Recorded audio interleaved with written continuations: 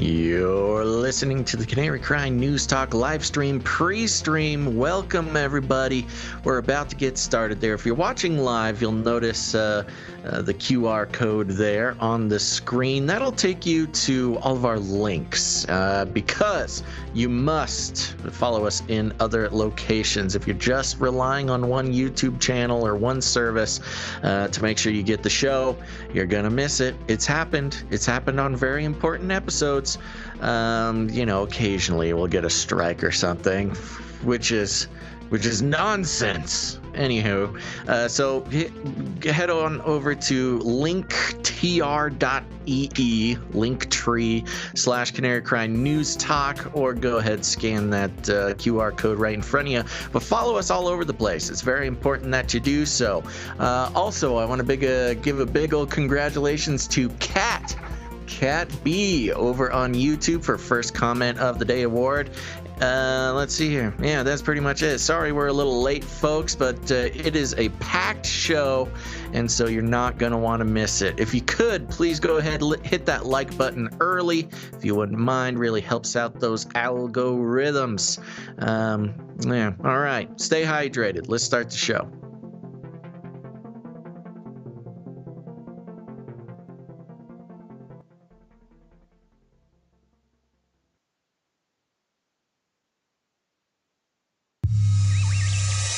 The world is getting crazier.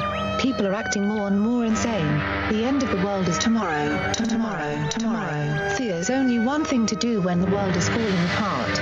Listen to Basil and Gonz as they discuss this week's news and events through the lens of Bible prophecy. You are listening to Canary Crying News Talk. You're listening to Canary Crying News Talk. Today is May 28th, 2021. This is episode 343. And today, Chimera Creep Congress. Razzle dazzle. I'm your best buddy, Basil. And this is Gonz, your favorite Asian provocateur for Christ. Welcome to the podcast where we bring you the best news in the world, which is the gospel message of Jesus Christ, while reporting the egregious with a well-rounded, biblically grounded take on world events. And the end of the world is not tomorrow, it's today. Oh, came early this year, huh? So it's all ending. Yeah. My world is falling apart. It both is and isn't, because as we'll see, today it was a huge news day. Of course, if you caught last show, I mean, the show was great, but slower news day on Wednesday. And it seems like they saved it all up for Friday. What is that called? Don't they have like a special name for the when Friday they dump? Yeah, the Friday dump. Is that what it's called? The Friday dump? Sure. I thought there'd be a more official name, but yes, the Friday dump, where they dump a whole bunch of big news on Friday because less people read news on the weekend. But don't worry, that's why we're here, and that's why you're tuned in. I need you to do your little camera refresh again. I don't know what the deal is. It takes a few tries to get the video card to cooperate with us. Okay. There you go. You're back. Okay. Great. What else is dumping is the Bitcoin price, which is it? It goes up and down. Yeah. It's been. Well, dumping is a very specific term. What's it at right now? Let me check. Let me do a quick refresh Can't on be. the price. It hasn't gone below 35. That's 35,299 at the moment. So it's okay. Dipping back down. A little pull back there. That's okay. That's okay. And we know there are many of our listeners who are kind of skeptical of Bitcoin and crypto and all that kind of stuff and how it's going to lead to the mark of the beast. And, we don't disagree with it from a kind of a long overview of what crypto represents. However, if you look at more of the details about the technology and everything else, it's a little bit different. But who hates Bitcoin is China. Allegedly. Oh, yes. They've banned it multiple times, but they've also said that it's real money, so, it's all propaganda. But this aired, and it was kind of going viral on Twitter. This is CGTN, which is the Chinese government television news or something like that, so it's definitely Chinese propaganda. But this is just a great little clip. It's a dialogue with a Chinese financial expert being asked about Bitcoin and cryptocurrency. And Chuqiang, can you give me the worst scenario? What kind of a systemic shock it will give to the current financial system is if Bitcoin is widely used in China or the rest of the world? Well, if Bitcoin will become the ultimate type of a form of the currency been adopted by human society, I can tell exactly what's going to happen as the worst scenario or the must scenario. We're all going to die. We're all going to die. It's not a joke. Why do you say that? Bitcoin has a very strict limited number, the total number. So which means this is a deflation currency, which means the currency would not grow its amount alongside with the growth of human economic development. That means we're going to see our society going on the death spiral of deflation, and the business sector will withdraw, and we're going to see people's job are going to be wither away, and then whole society is going to shrink and then self-explode. That's what happened in the end of the Ming Dynasty when they're short of the silver, and also happened in the Inca Empire when they're short of the gold. So this is not a good idea if we're going to have this kind of a cryptocurrency to run the real human society. First off, we're all going to die. We're all going to die. We're all going to die. But I think it's really interesting how this guy here distinguishes human society. If humans decide to run Bitcoin, it's like, whoa, wait a minute, aren't you human? Yeah. Allegedly. Or maybe he's not. Yeah. Maybe he's alien. Aliens. Maybe the Chinese are all aliens. But also just some of the straight up lies, you know? We're all going to die. Yeah. I mean, it's a straw man argument. He's talking about like if no other currency existed and it was only Bitcoin, then there would be the deflationary force. He's not taking into account that you can divide Bitcoin up to the, what is it? 100 millionth decibel. Yeah. Decimal, not decibel, decimal. Right. So, yeah, I mean, you can bring Bitcoin all the way down to an extremely small unit of measurement, which you can't, I mean, you can only do so much with physical gold. So anyways, it's funny. We don't need to debunk this guy. It's obviously ridiculous. and then society will collapse. Yeah. And nobody wants Bitcoin to be the only currency. Nobody's even just saying that should be the case. But yeah, well, if it does happen, we're all going to die. The world will self-implode. We're all going to die. Okay. Great. Yeah. That's great news. Mm-hmm. Well, speaking of unnecessary alarmism, let's talk about Flippy. Flippy update. Do you want fries with that? Flippy, for those who are new to the show, is the colloquial name for the disembodied robot arms that are taking our jobs, enslaving our children, and flirting with our spouses. We're all gonna die.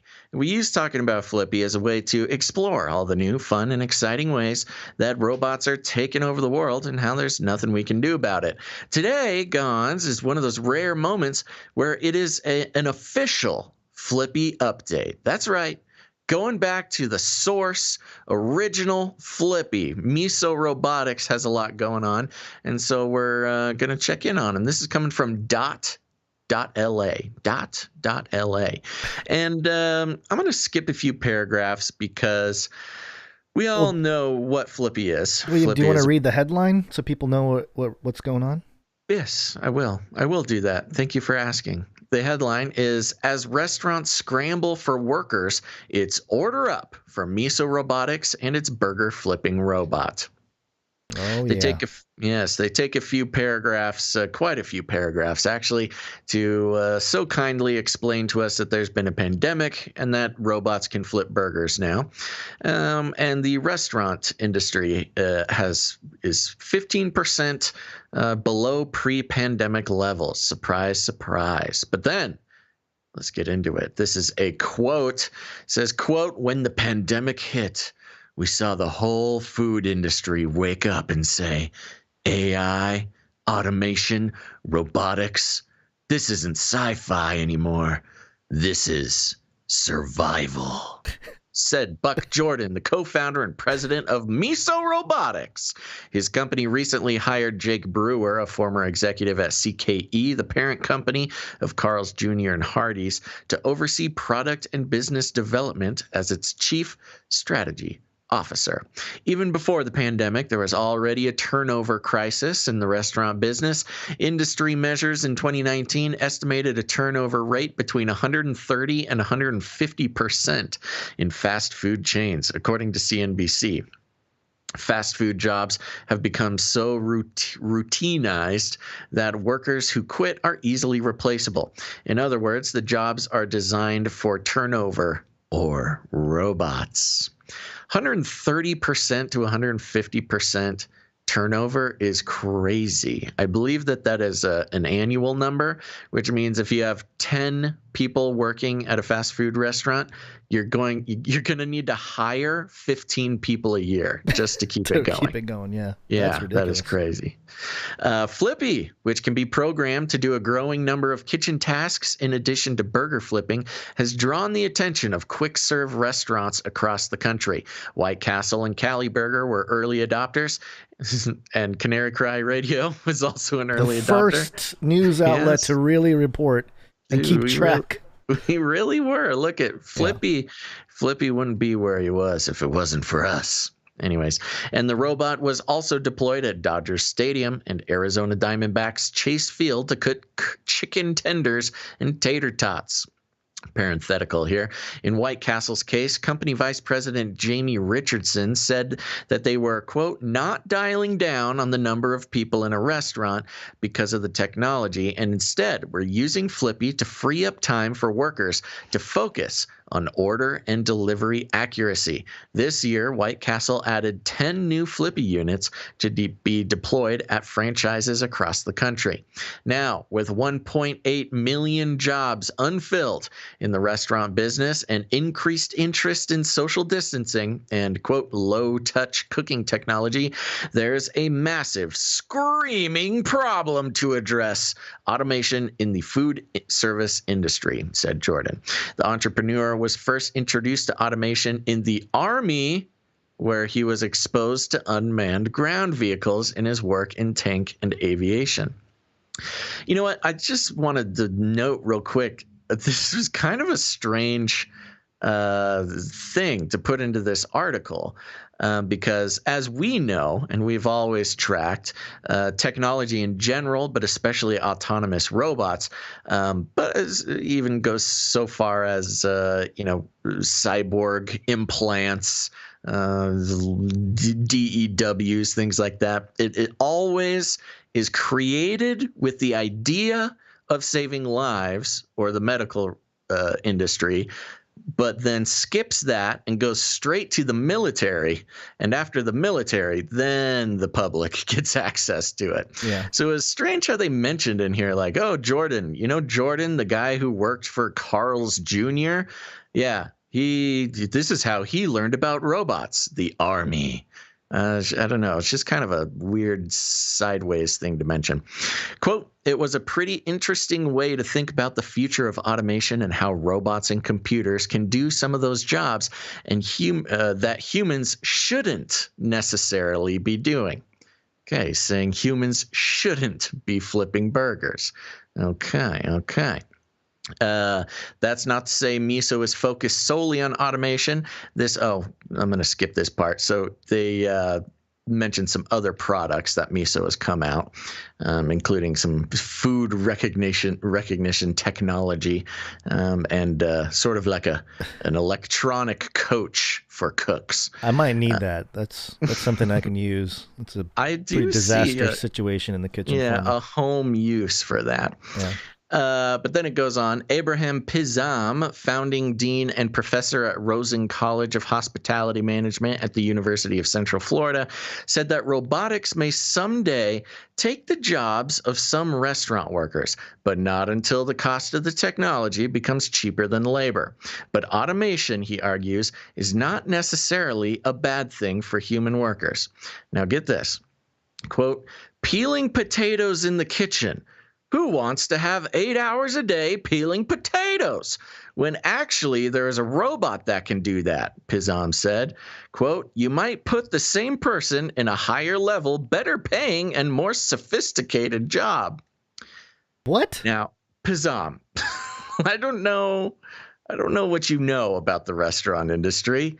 I don't know that much, but I know enough to know that if you have a guy who is Whose main job qualified to peel the potatoes for 8 hours a day, that individual is not the same person you're going to put in a better paying, high level, sophisticated job. Look, nothing against potato peelers. Potatoes need to get peeled. It's a good, salt of the earth, important job. And where would we be if it weren't for our hardworking potato peelers? But saying that we're going to get a robot to take your job so you can be vice president of finances is just a straight up lie for Mr. Pizam here. Liar! Yeah. So there you go. Flippy, this is his time. Now we did sort of call this out immediately. Of course, we've been following Flippy for about 5 or 6 years. And pretty much, I'm almost positive that the very first episode we did when the pandemic started, we made the call that this is Flippy's moment, and we are now moving into the age of robot labor. Yeah, someone should go listen to the Quarantine Cry Radio or whatever we called it. It is our Corona Cry special, our very first live show. I'm almost certain around that, either that episode or even before that or maybe soon after, we were calling this is going to, especially if they shut everything down, restaurants, stores, everything else, this is where the robots can really take over. Yep. And it's another one of those things where we called it. There you go. I am happy though. I'm happy that Flippy is getting his due, because usually first to market, it's kind of a dangerous place to be in, and especially with sort of the Chinese model of stealing intellectual property and creating a cheaper version of an American product to gain market share. There was a very real possibility that Flippy would have been sort of replaced with, I don't know, Wacky or something. I see what you're saying. Yeah, like some kind of other company that comes in, some Chinese company that comes in to take over. It doesn't have to be Chinese. Could have been whatever. Yeah, but Flippy, the OG Flippy, kept his place. He's still the man coming in and saving all these poor potato peelers from the horrors of having a job. He definitely has the first mover advantage. And I remember all the PR that they did. They put him in a Dodgers uniform.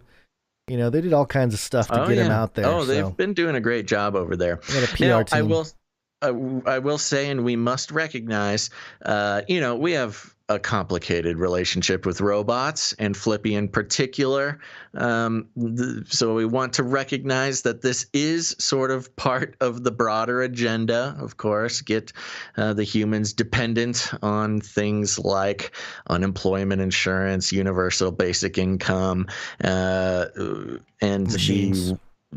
The robots doing sort of the unskilled labor, although I don't think that's a fair name for it for our dear beloved potato peelers. But to the government, it's considered unskilled labor. Replacing all the unskilled labor with robots, getting everybody hooked on a monthly government check.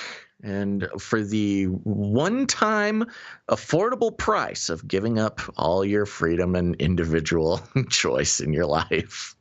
So Flippy is doing his part in the new world order. Yep, and it's going to be making our food, and we're going to be paying it in Bitcoin, and then we're all going to die. That's just how it's going to go. You're not wrong. You're not wrong.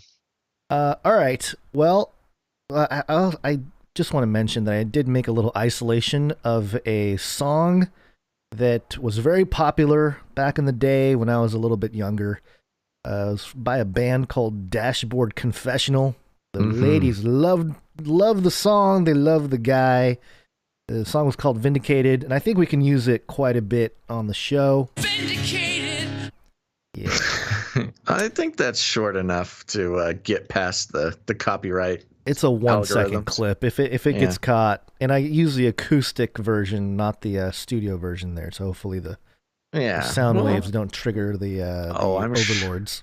I'm sure YouTube will be happy to let us know immediately after this stream ends.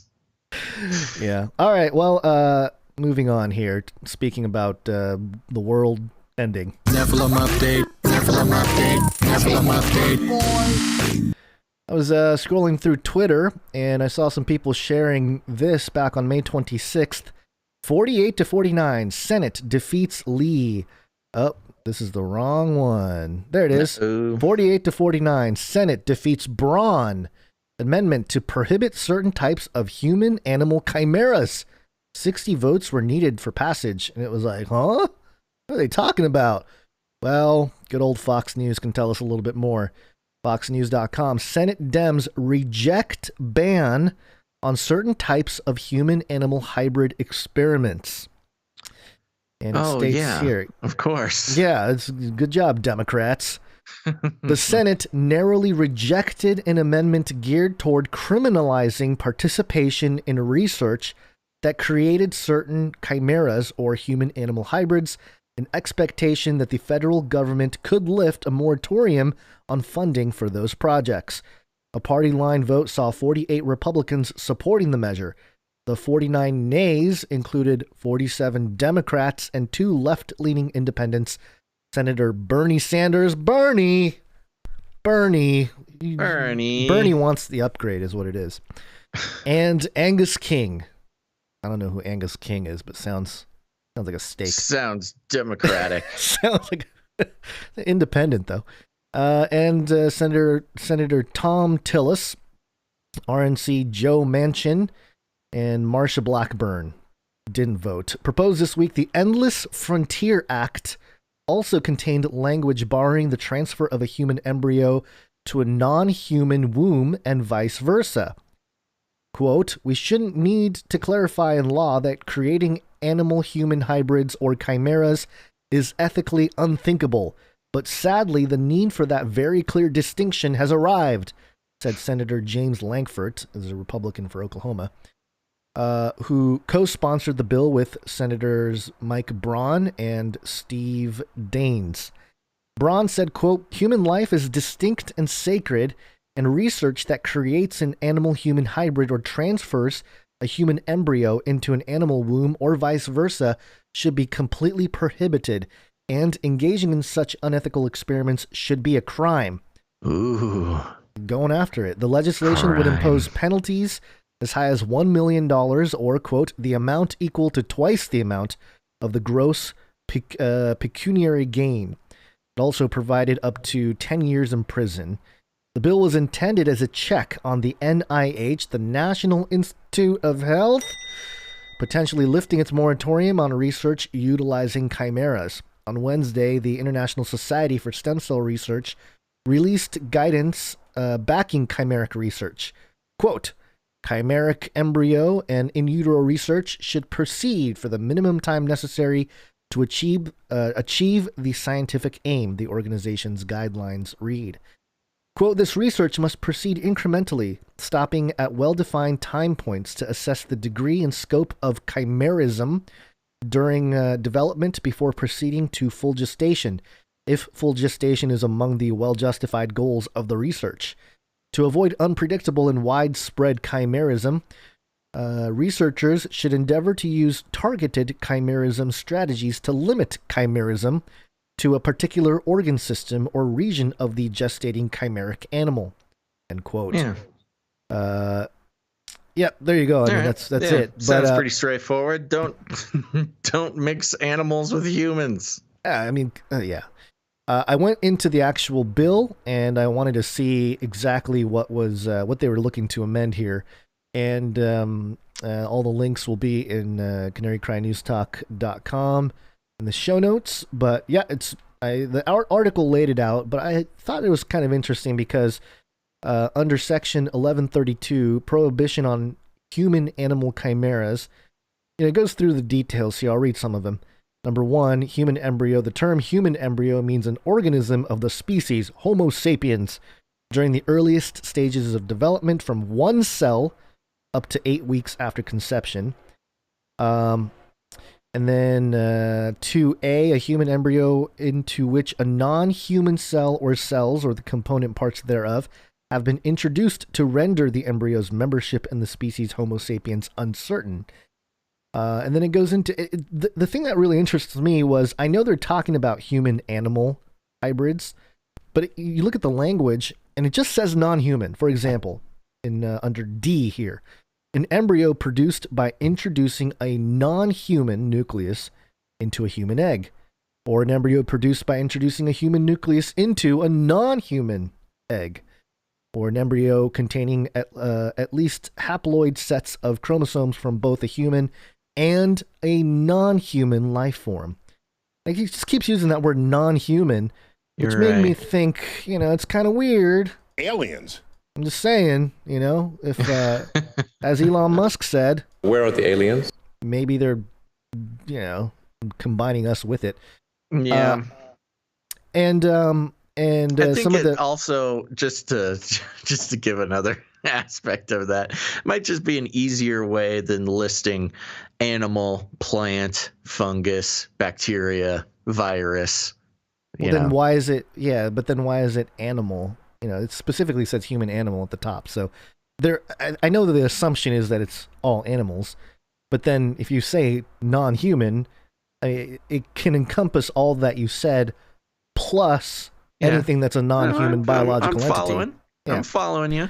The prohibition on certain human-animal chimeras. In general, it shall be unlawful for any person to knowingly or otherwise affecting interstate commerce, which I thought was kind of interesting. Create or attempt to create a prohibited human-animal chimera, transfer or attempt to transfer a human embryo into a non-human womb, transfer or attempt to transfer a non-human embryo into a human womb, or transport or receive for any purpose a prohibited human-animal chimera.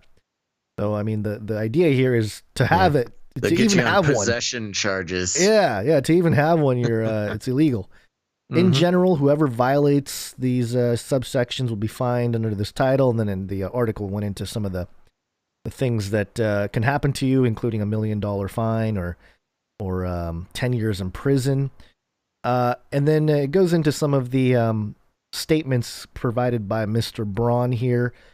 And, the thing that really is interesting to me, in the quote, he says, "All life is sacred. It is Congress's responsibility to enact common sense bioethics," which is, take away the partisanship in this. Makes sense. All life is sacred. Congress should enact some basic bioethics. I think it's funny that the Democrats were like, no. We don't want any basic bioethics. We don't like it. Of course, the Democrats would say that. The demon rats, right?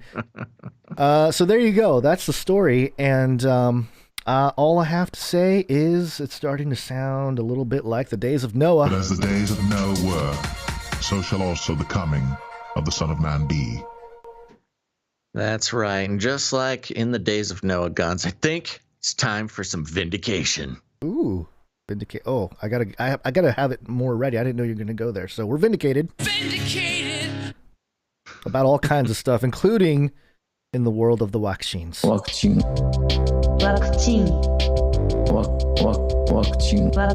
A pandemic special. I wanna die or be decapacitated.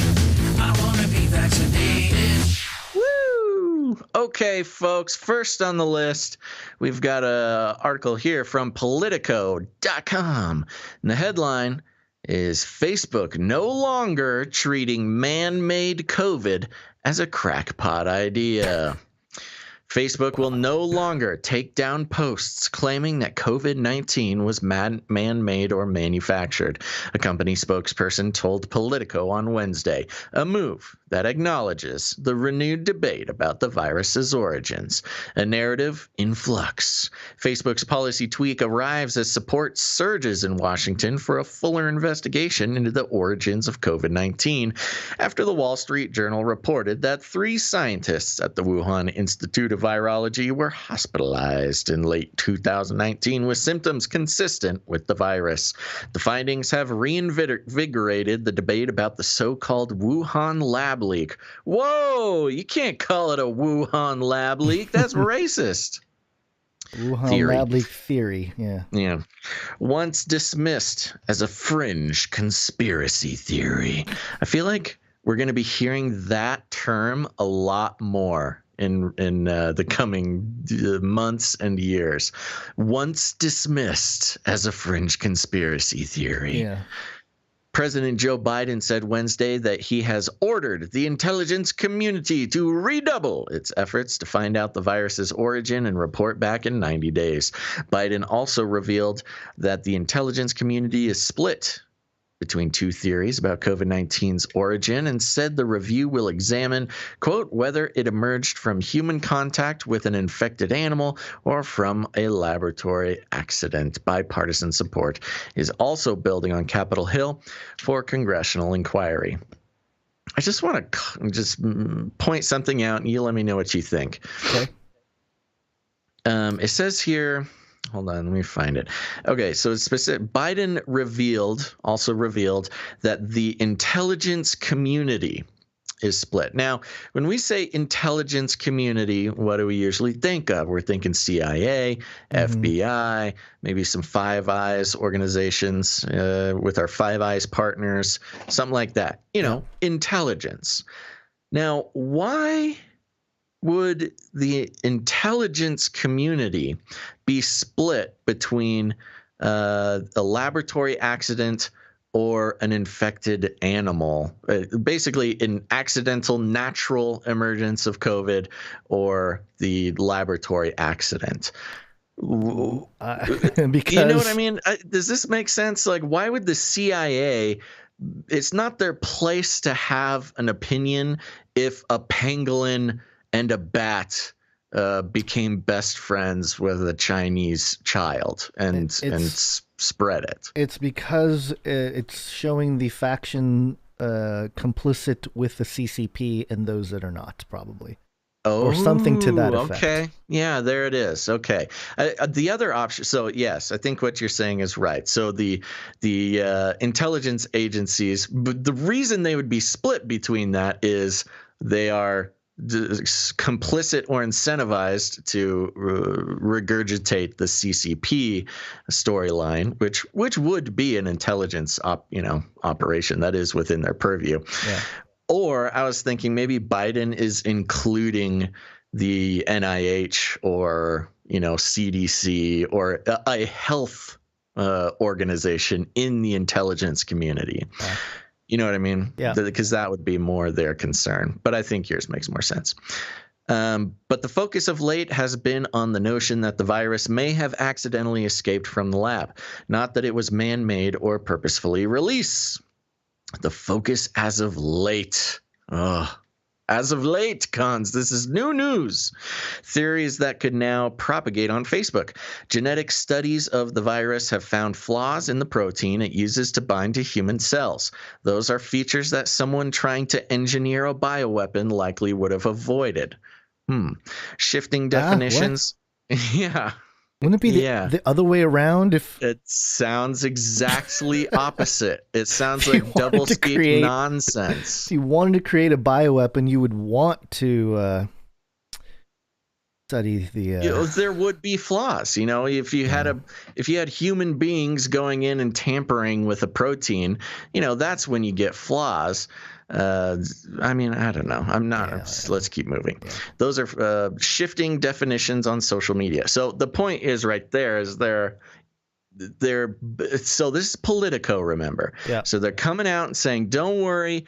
Facebook is allowing a theory that was once considered a fringe conspiracy theory, but we are still Politico, so just keep in mind that we don't believe in that crazy stuff. We're just staying reporting. woke. We're staying woke.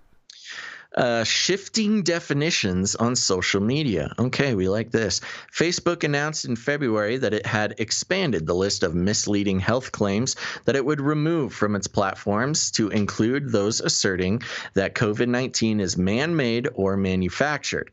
The tech giant has updated its policies against false and misleading coronavirus information, including its running list of debunked claims over the course of the pandemic in consultation with the global health officials. But a Facebook spokesperson on Wednesday, but a Facebook's spokesperson said Wednesday that the origin language had been stricken from that list due to the renewed debate about the virus's roots. Quote, in light of ongoing investigations into the origin of COVID-19 and in consultation with public health experts, we will no longer remove the claim that COVID-19 is man-made from our apps. The spokesperson said in an email statement, quote, we're continuing to work with health experts to keep pace with the evolving nature of the pandemic and regularly update our policies as new facts and trends emerge. Then it goes into policies under the microscope. It's only a few more here. Social media companies have faced intense pressure from congressional Democrats to crack down more forcefully on misinformation about the virus throughout the pandemic, with House lawmakers hauling in the CEOs of Facebook, Twitter, and Google for a hearing on the matter in March. Other platforms, including Twitter, have said that misleading claims about the virus's roots may also violate its policies. But Facebook's move marks the first major sign prominent social media companies are revisiting those rules as the Wuhan lab leak theory gains attention.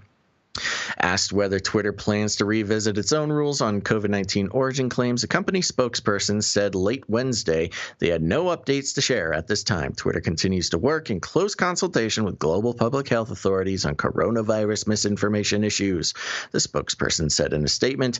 A YouTube spokesperson confirmed, listen up, YouTube. A YouTube spokesperson confirmed in a statement Thursday that claims that the virus was man-made or originated in a lab accident do not violate the platform's policies because, quote, there has not been consensus on its origins. No consensus? Really? What have we been saying this entire time for like a year and a half? Oh my gosh. Yeah. Well, I think, just to go back a couple paragraphs here, social media companies have faced intense pressure from congressional Democrats to crack down more forcefully on misinformation. So, really, this is something that, and it's not just us, but this theory has been talked about since the very beginning when, the evidence that it was a lab leak was first, available to the public. And no, congressional Democrats didn't like that because Trump said it. That's another big part of it. It was just a big reaction to Orange Man bad.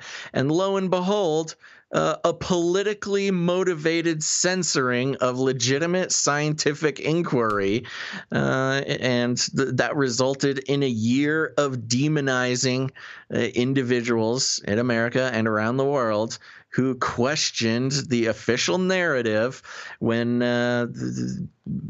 policy leaders or health officials said, no. Don't look with your eyes. Just listen to what I tell you. Don't believe the things you see. Just believe what we tell you. And so this is a fun reversal of the sort of forced mind control and information manipulation that we've been going through for a year. Yeah, and I was listening to a little bit more of a mainstream podcast. It's not like mainstream. Mm-hmm. And they more or less believe more, what the mainstream is, the narrative that is peddled out there. Yeah. And one of the co-hosts of the show was asking the question because they were talking about this whole change in the approach or the origin story of the virus. What does it matter? It's already out there. It's killed hundreds of thousands, millions of people worldwide. What difference does it make? And it was really frustrating to listen to the podcast because it was like, for us, you and I, Basil, we've been looking at this thing for a long time.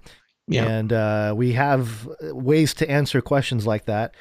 And they can come up with anything other than maybe that, hey, it was an Orange Man bad thing. That's why they stuck to one narrative because, Trump had mentioned it came from the lab. And that's partly true. But the implications moving forward are that if it is proven that it came from a lab, there are legal ramifications that could be placed upon China. Yeah. Or pursuits that can be made. And, we don't know to what capacity. But it's interesting that it's caught up, within this last year. It took a year to get to this point, over a year to get to this point. What else is going to be part of the vindication process for those of us who have remained as objective as possible with this whole topic? And that's regarding the vaccines. And that's where I get nervous. I'm like, all right, they can go after we China. We're right about this. Yeah, we don't want to be right about some of the. We don't want to be right about everything, unfortunately, because that makes things really scary. Yeah. But going back to the question again, it's one thing for us who have been following this now vindicated theory. But the question, well, what does it matter? Yada, yada, yada. And you mentioned the legal liabilities. Yes, the geopolitical tensions that would cause with China and literally the entire world at a time when they're trying to become, the world leader in all sorts of different categories. If they're seen as being clumsy sort of, mad scientists, that's going to hurt that reputation. But it's also going to shift reputation and the power structure just in the U.S. Government. I mean, Fauci, of course, with the funding streams, which has been coming out more publicly lately, thanks to Rand Paul. Grilling him on it and bringing up that question, making the media defend Fauci at all costs and try to, wiggle out of their own corner that they backed themselves into for the past year and a half. It really is much like how, oh gosh, I don't know if I want to get into this, but, the question comes up with flat Earth theory. There is a segment of people who are like, well, who cares what shape the Earth is? It doesn't matter. What even matters? And then the flat earthers will say, well, because it changes everything, not just like the shape of the Earth, but then like you've been lied to your entire life and the power structures are so invested in this and that. We're not taking a stance right now on flat Earth theory, but that part of the conversation is sort of parallel to this. If indeed it was, if it comes out publicly as for sure being a lab leak from China, it will change a lot of people's minds about the power structures that they trusted for the past year in a very vulnerable time of everybody's lives. And to tie a red string from this story to the previous one, the NEPHILIM update, it was China that had the human monkey chimera like 2-3 years ago, and it was done for vaccine research. Right. So there's a lot of stuff going on here that it gets into the realm of genetics and genetic tampering and vaccines and virus, and the implications are much larger than just who started the virus, because it gets into the ethical, bioethical, and legislative side of things, and ultimately a geopolitical tension and so forth. So it's all coming together. It's all coming together, and the we end gotta of the world take is that today. clip. That clip? What clip? It's from oh my gosh, I can't remember. I can't believe I can't remember it. The llama movie. The llama movie. Somebody help me. The Emperor's New Groove. Oh, okay. Yeah, Emperor's New Groove. Yeah, all coming together. Oh, yeah, I know what you're talking about. Yeah, we should get that because I've been saying it often, and you know what? We should just take it straight from the source. Yeah. Right. Will somebody clip that for us? It's all coming together thing. Or find a timestamp or something. Clip it, send it in. Appreciate it. All right. Okay, moving forward here. This is Yahoo News, actually a New York Times article that's been mirrored here on Yahoo. CDC will not investigate mild infections in vaccinated Americans. What? Why? Why not? Why not? Let's find out. Julie Cohn was fully vaccinated when she went to cheer at her 12-year-old son's basketball game in March. Midway through the match, he asked to remove his mask because he was getting so hot. Were they playing basketball with masks? Yes. What in the world? Come on. Come on, man. Come on, man. You know what's funny? Just real quick to connect another red piece of string. It's just a mess The now. Chinese story recently came out about, they were making children run with masks on, and a couple of them died. Yeah. And China had to stop making children do sports with masks on. Yeah, this is ridiculous. At least give him, like one of those apocalyptic gas masks, so that Yeah, the vents. with the vents. She thought little of it. That makes me sad. 3 days later, he had a sore throat. He tested positive for coronavirus, as did his younger brother a few days later. Cohn cared for them, thinking she was protected, but she woke up with what seemed like a head cold on March 28th. The next day, she too tested positive from a PCR test with over 35 cycle threshold. I added that last part. No vaccine provides perfect protection, and so-called breakthrough infections after coronavirus vaccination are rare and unlikely to lead to serious illness. Federal health officials have told fully vaccinated people they no longer need to wear masks or maintain social distance because they are protected, nor do they need to be tested or quarantined after an exposure unless they develop symptoms. Now the CDC has stopped investigating breakthrough infections among fully vaccinated people unless they become so sick that they are hospitalized or die. Hey, when are you going to start researching this? If you die... When they die. If you die, we'll look into it. We're all gonna die. Earlier this year, the agency was monitoring all cases. Through the end of April, when some 101 million Americans had been vaccinated, the CDC had received 10,262 reports of breakthrough infections from 46 states and territories, a number that was very likely, quote, a substantial undercount, according to CDC report issued on Tuesday. Genomic sequencing could be done on only 555, or about 5% of the reported breakthrough cases. Over half of them involved so-called variants of concern, including the B117 and the B1351 variants. Some 995 people were known to have been hospitalized, and 160 had died, though not always because of COVID-19, the new study said. No, now we don't count them the right way. Yeah. Now we don't The count them. median Okay. age of those who died was 82. I wonder if William Shakespeare was included. Probably not in that list because he just Yeah, I passed away. believe, and I could be corrected on this. I believe the current median age of coronavirus death is like 78. It's somewhere in the 70s. So Is there a number on the ones who have died after being vaccinated though? I think that's what this one is. Okay, all right. Yeah, 82. So basically, the vaccine just gave us 3 more years of life from COVID. The numbers suggest that the vaccines are highly effective and generally working as expected, generally.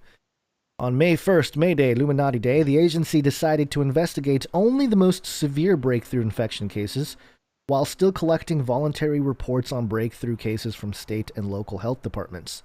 The agency will carry out vaccine effectiveness studies that include data on breakthrough cases, but only in limited populations, such as healthcare workers and essential workers. The essential workers thing, that really annoys me at this point. It's like, what work is like not essential? Anyway, we'll older get into adults and residents at long-term care facilities, a spokeswoman said. Yeah, Just a spokeswoman. A spokeswoman. Yeah, so to put it simply, they're just going to stop counting people who get COVID after getting the vaccine. Yeah. Like, I mean, that's just what it is. And you know what that means? It means the vaccine is suddenly more effective. We haven't had any numbers on people on breakthrough cases recently. So, yeah, vaccines just keep getting better. Yeah, it's ridiculous. I'm going to skip a few paragraphs here. Quote, "We are driving blind and we will miss a lot of signals," said Ali Mokdad, an epidemiologist at the University of Washington who spent many years as a senior scientist at the CDC.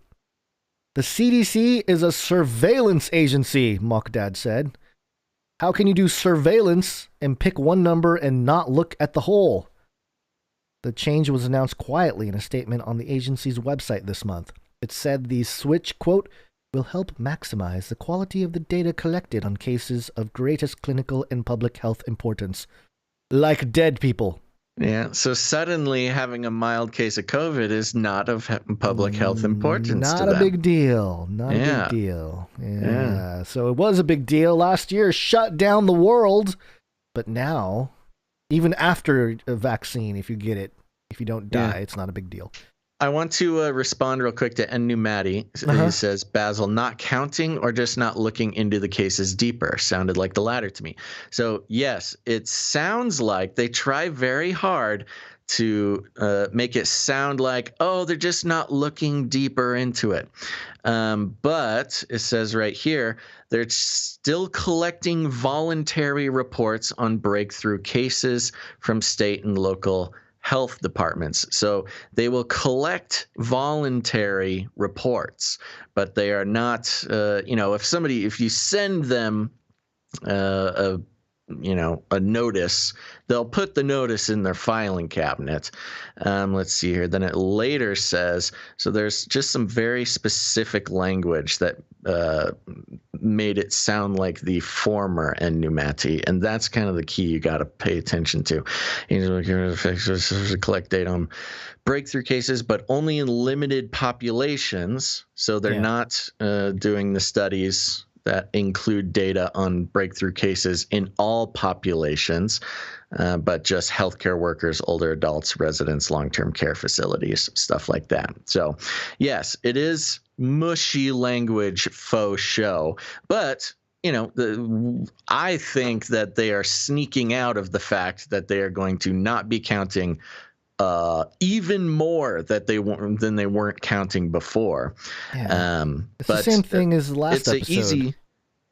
It's an easy thing to see. We'll just wait some time and see what the numbers they report are. Yeah.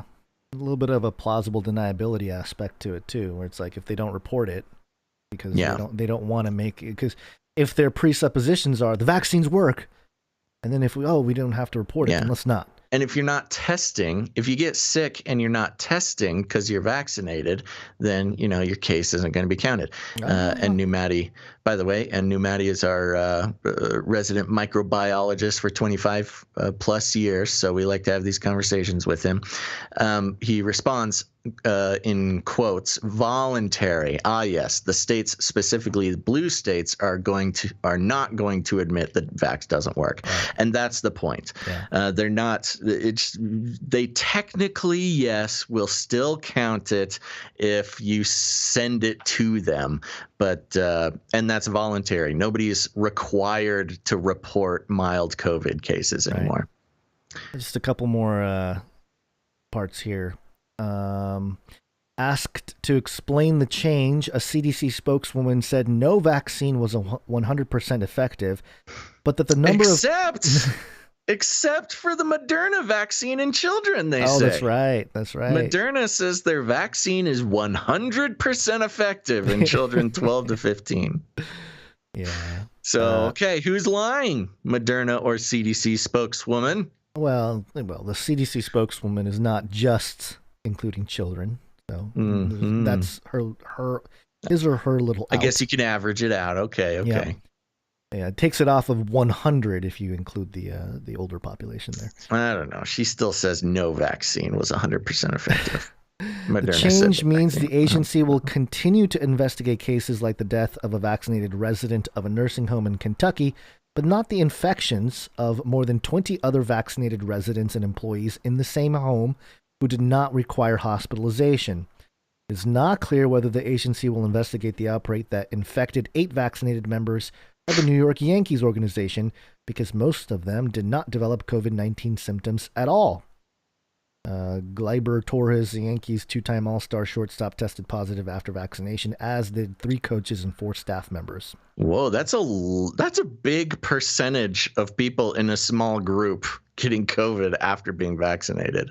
Yeah. That would throw off, how to lie with statistics. What are they? Probably got 50 people in that group with the team and the coaches and everybody. Yeah, something like that. Yeah, it was like 10 of them got it. That's a 20% infection rate. That's pretty high. Someone's going to throw a wild pitch at this guy. You the Rona guy? Get out of here. And Numati responds, isn't the vast majority of all COVID mild anyways? Yes, that's true.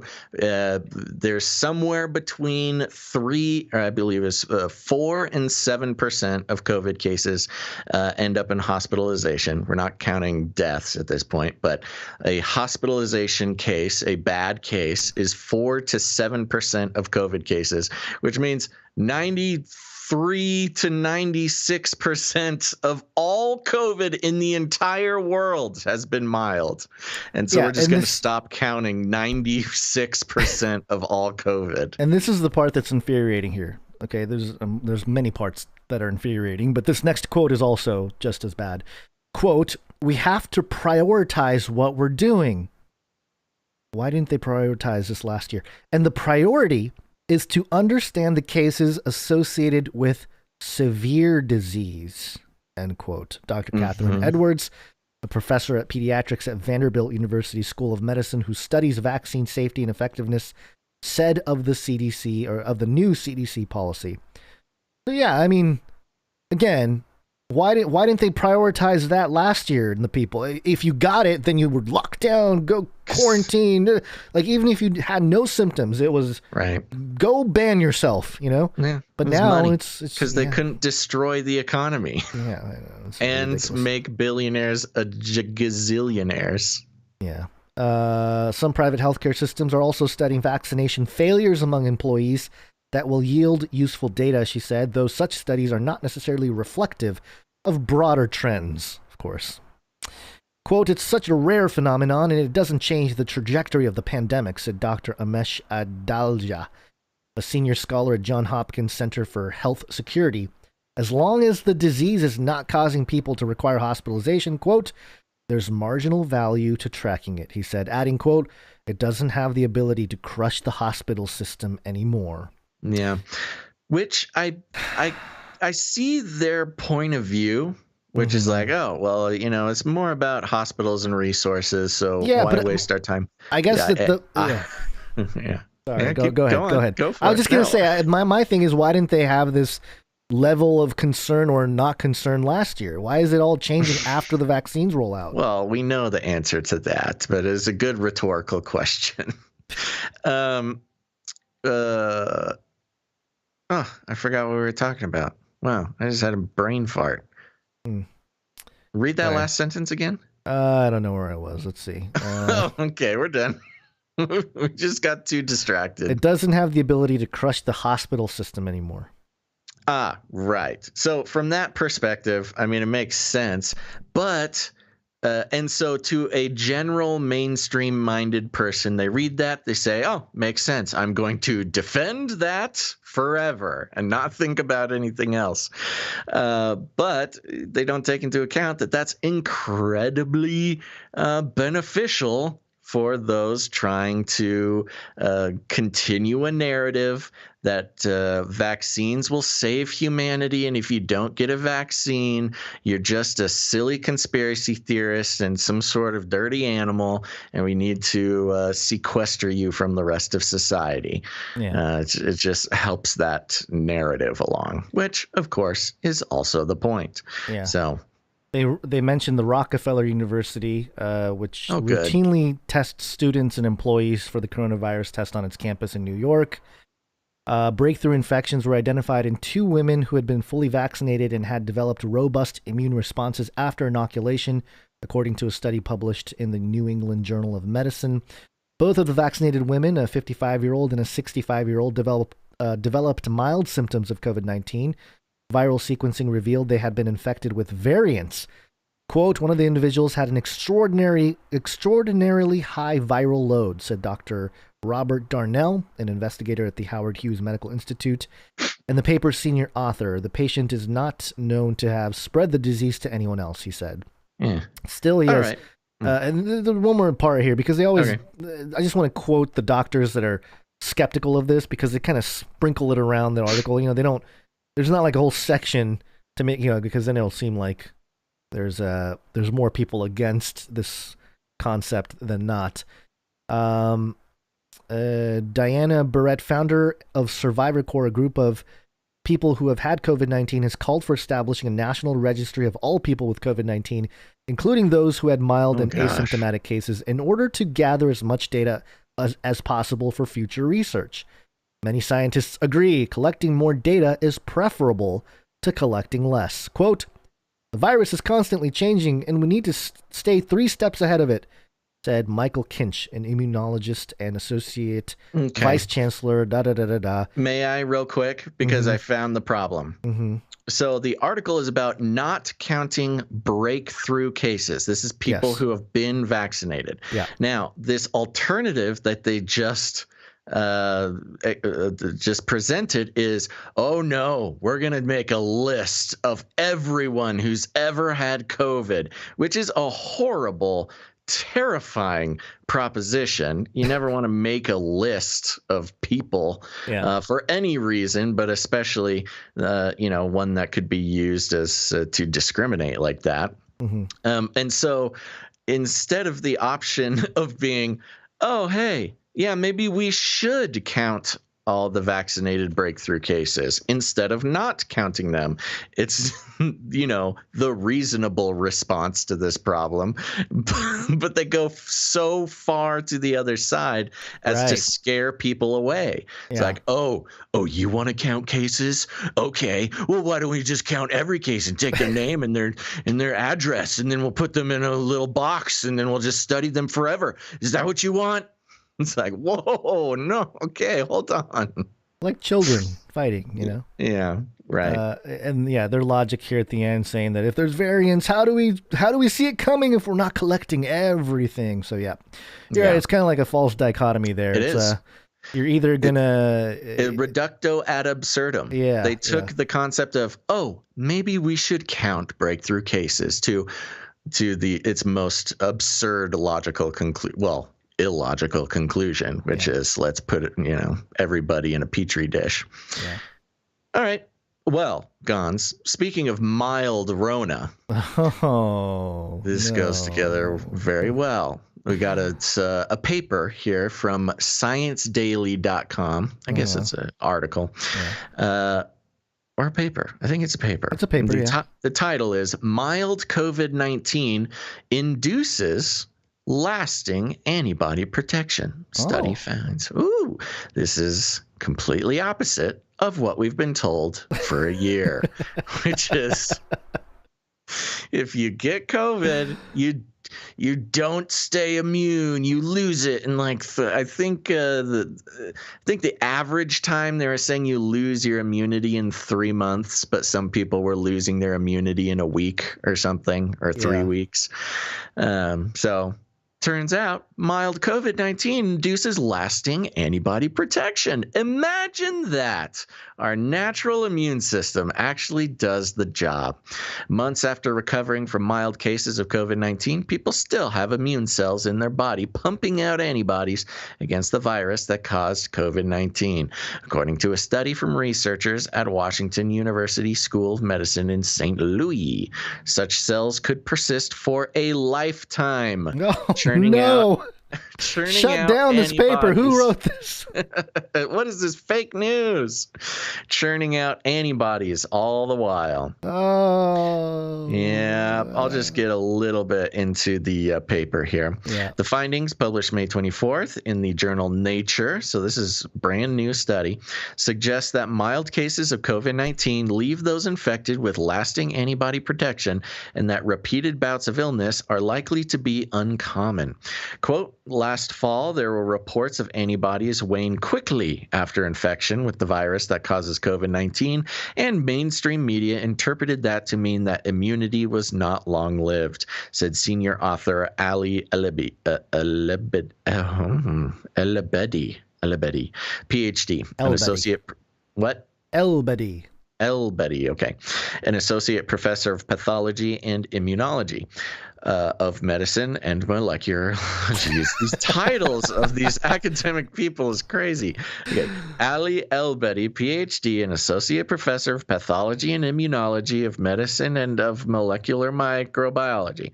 Quote, but that's a misinterpretation of the data. It's normal for antibody levels to go down after acute infection, but they don't go down to zero. They plateau. Here we found antibody producing cells in people 11 months after the first symptoms. Now, granted, we've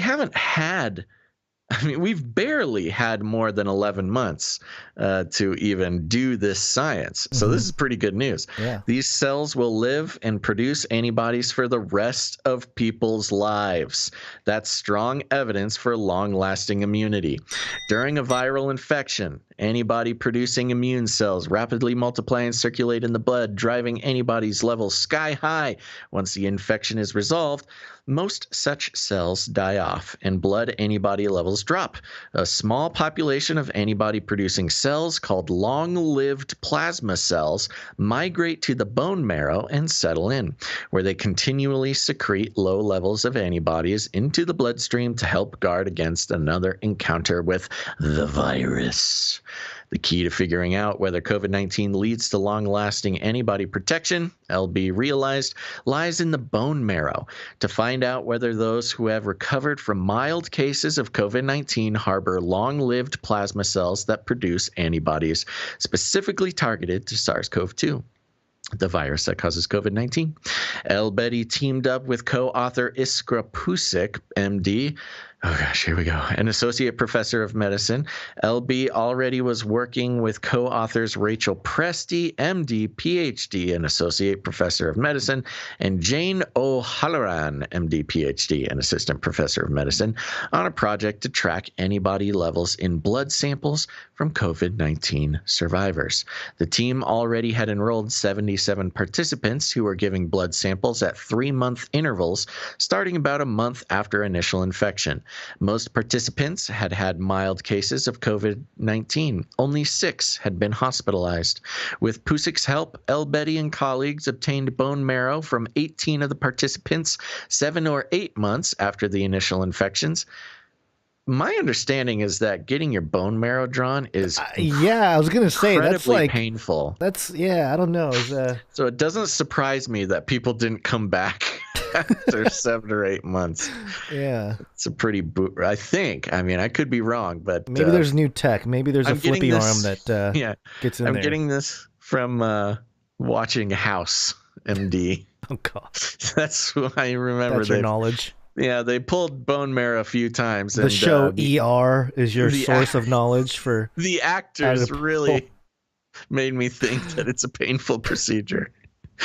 Here we go. 5 of them came back 4 months later and provided a second bone marrow sample for comparison. The scientists also obtained bone marrow from 11 people who had never had COVID-19. As expected, antibody levels in the blood of the COVID-19 participants dropped quickly in the first few months after infection and then mostly leveled off, with some antibodies detectable even 11 months after infection. Further, 15 of the 19 bone marrow samples from people who had COVID-19 contained antibody-producing cells, specifically targeting the virus that causes COVID-19. Such cells could still be found 4 months later in the 5 people who came back. Okay, this is getting a little bit of a tangled web of numbers, but stick with us here. Such cells could still be found 4 months later in the 5 people who came back to provide a second bone marrow sample.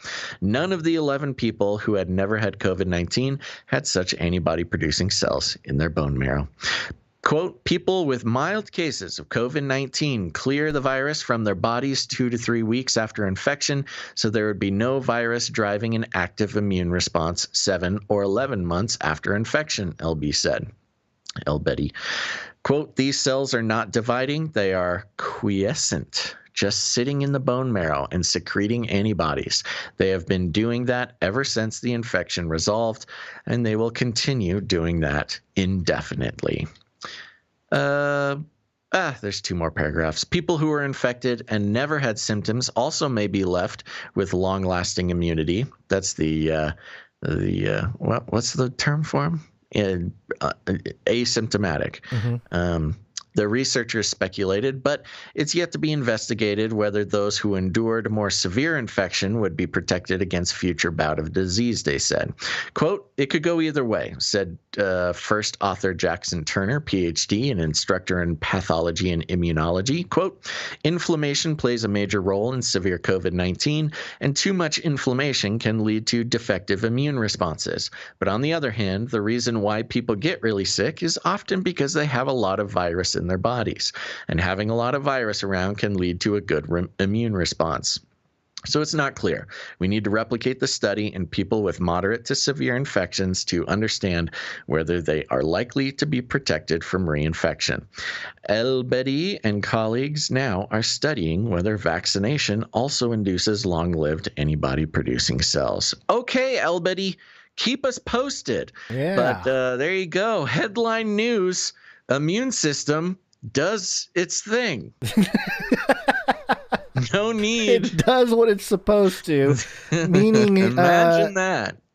Which again goes to show that this whole thing is such a medical, tyrannical nonsense propaganda thing, because, you know, throughout, and this had been pointed out multiple times, but at no point during this entire year were mainstream media like, hey, let's get healthy. You know, eat healthier, go exercise, boost your immune system. You know, none of that. It was all go hide. All the things that would make our immune system worse, right? Stay indoors, wear a mask, don't touch anybody. And especially saying, oh, even if you've already had it, you're still at danger. Still spread it to people. And and you know, this is the craziest thing about this study here, this paper that came out of Washington University School of Medicine, is comparing it to an article we reported on 3 episodes ago, on episode number 340, titled Dope Reboot. And the headline for that one from thedailymail.co.uk, COVID antibody tests cannot prove you are immune to the virus from prior infection or vaccination. FDA warns. Ooh, scary FDA. Yeah. So, and it's also connected to the story about how people who had mild COVID cases and then get the vax are super vaxxed. Right. It's like, yeah. I mean, it's just out of control. This is ridiculous. But anyway, not surprising whatsoever. This crazy world. Okay, a couple more stories here. This one is from CNN, our Communist News Network. Alabama governor signs bill banning COVID-19 vaccine passports. We have a few stories here. Well, you know, I should have reordered some of these stories, but we have a couple of them that represent the resistance happening with the whole COVID thing. Gives me hope. Yeah, you know, Melbourne went into their 4th lockdown. That is crazy. And there's some pretty sizable pushback over there, so pray for the folks in Australia. Yeah, and I think Canada is still kind of pushing around that type of thing too. They're pretty tyrannical over there too. But at least in the U.S., we can say we got some people that are pushing back on some of these other. God, I love America, man. We got a lot. We're not perfect, but the fact that this is real diversity is what this is. When you can have in the same country a state that wants to, you know, lock down everybody 24/7 and make you get a stamp on your forehead to be able to leave your house, just a stone's throw away from a state that says that's insane, we're not going to do that, is just a beautiful diversity in the American political system. And remember that this is CNN, so, you know, just to keep in mind. Mhm. Alabama Republican Governor Kay Ivey on Monday signed a bill into law banning the use of so-called vaccine passports in the state. The law, which went into effect immediately, prohibits any government entity from issuing vaccine passports while blocking businesses from requiring any such documentation. Quote, Yeah. I am supportive of a voluntary vaccine, and by signing this bill into law, I am only further solidifying that conviction, Ivey said in a statement after signing the legislation.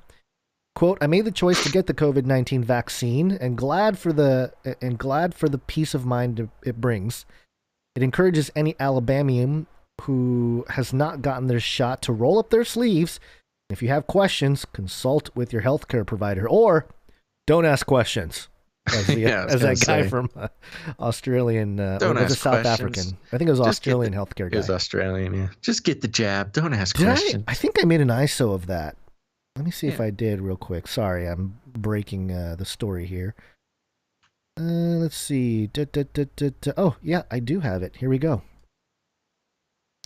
Come on. Everybody out there offered a vaccine. Don't ask any questions. Please take it. There you go. Don't ask any questions. The legislation, which cleared the state legislature earlier this month, defines vaccine passports broadly as, quote, documentation of an immunization. That's not really broad. That's pretty specific, but okay. CNN. Schools in the state, quote, may continue to require a student to prove vaccination status as a condition of attendance only for a specific vaccine. Only for the specific vaccines that were already required by the institution as of January 1st, 2021, provided that the institutions give an exemption for students with a medical condition or religious belief that is contrary to vaccination, according to the text of the law. Alabama is just the latest state to put restrictions on requiring proof that a person has been immunized against COVID-19. Some health experts argue that such proof of vaccination can be the ticket back to normalcy, saying it could reward people for getting vaccinated by allowing them into a crowded concert or ball game, as well as offer the vaccinated peace of mind that the person next to them has been immunized too. But critics have stressed privacy concerns and characterized vaccine passports as an overreach by authorities. Florida Republican Governor Ron DeSantis cited freedom of choice as a reason for signing legislation banning vaccine passports earlier this month, saying, quote, in Florida, your personal choice regarding vaccinations will be protected and no business or government entity will be able to deny you service based on your decision. Texas Governor, he's going after all the Republicans here. Texas Governor Greg Abbott, in a video posted to Twitter, argued that, quote, government should not require any Texan to show proof of vaccination and reveal private health information just to go about their daily lives. The Republican last month issued an executive order prohibiting government-mandated proof of inoculation in his state. On the national level, White House Press Secretary Jen Psaki, where's my circle back jingle here? Oh, I had it. I just had it. I just renamed it. And no, not gonna happen. Sorry. On the national level, White House Press Secretary Jen Psaki said in March there will be, quote, no centralized universal federal vaccination database and no federal mandate requiring everyone to obtain a single vaccination credential. We want to encourage an open marketplace with a variety of private sector companies and nonprofit coalitions developing solutions. So there you go. I mean, I was expecting a little more of a scathing thing, but it looks like they're just reporting. The list is growing. Alabama, Texas, Florida. I want to give a shout out to Ohio, which has 3 bills going in for voting here. One of them establishes that individuals have the right to direct their own healthcare decisions, free from coercion or penalty, and with informed consent for themselves, their children, their family, and anyone for whom they stand in loco parentis. Ooh, loco parentis. And then there's one here, focuses on preventing government entities from requiring proof of COVID-19 vaccination to enter the state of Ohio and public sectors. So that's interstate travel can't be passported. And then the legislature protect individuals' inalienable rights and freedoms from the unconstitutional threat of COVID-19 vaccine mandates and discrimination. So you can't discriminate based on somebody's vaccine history, which is like, in one sense, that sounds like a good liberal Democrat bill. Don't discriminate based on somebody's medical history. But no, it takes all kinds, folks. So, yes, there you go. This is coming from Republican Representative Jennifer Gross and Representative Al Cutrona, another Republican. So Republicans protecting the freedoms over there in Ohio. So shout out to you as well. Yep. Do you want to? I'm just going to switch the order of the articles here, just so we're staying on theme. So if you want to do that Wapo article there, sounds good. I would love to. Yes. So staying on theme here, we're coming from Washington Post. Thank you, Bezos. The headline is "Resistance to Vaccine Mandates is Building. A Powerful Network is Helping." Which sounds great, but because it's from Wapo, it's supposed to sound scary. It's supposed to sound scary and ominous. Yeah. It's like, oh, good. Resistance to vaccine mandates. That's great. Oh, my gosh, such good news. A powerful network is helping. No, in Wapo voice, it's a resistance to vaccine mandates is building, and a powerful network is helping. It will kill. The Americans lodging complaints against coronavirus vaccine mandates are a diverse lot. Something I also appreciate. Again, the diversity of the anti-vaxxers. 41% Democrats, 39% Republican, and the rest are just crazy people. A sheriff's deputy in North Carolina, nursing home employees in Wisconsin, and students at the largest university in New Jersey. But their resistance is woven together by a common thread: the involvement of a law firm closely tied to the anti-vaccine movement. Oh, it's anti-vax lawyers, of course. Attorneys from Siri and Glimstad, a New York firm that has done millions of dollars of legal work for one of the nation's foremost anti-vaccination groups, are co-counseled in a case against the Durham County Sheriff's Office. They've sent warning letters to officials in Rock County, Wisconsin, as well as to the president of Rutgers University and other schools. The legal salvos show that a groundswell against compulsory immunization is being coordinated. See, and this is where it starts. It's being coordinated.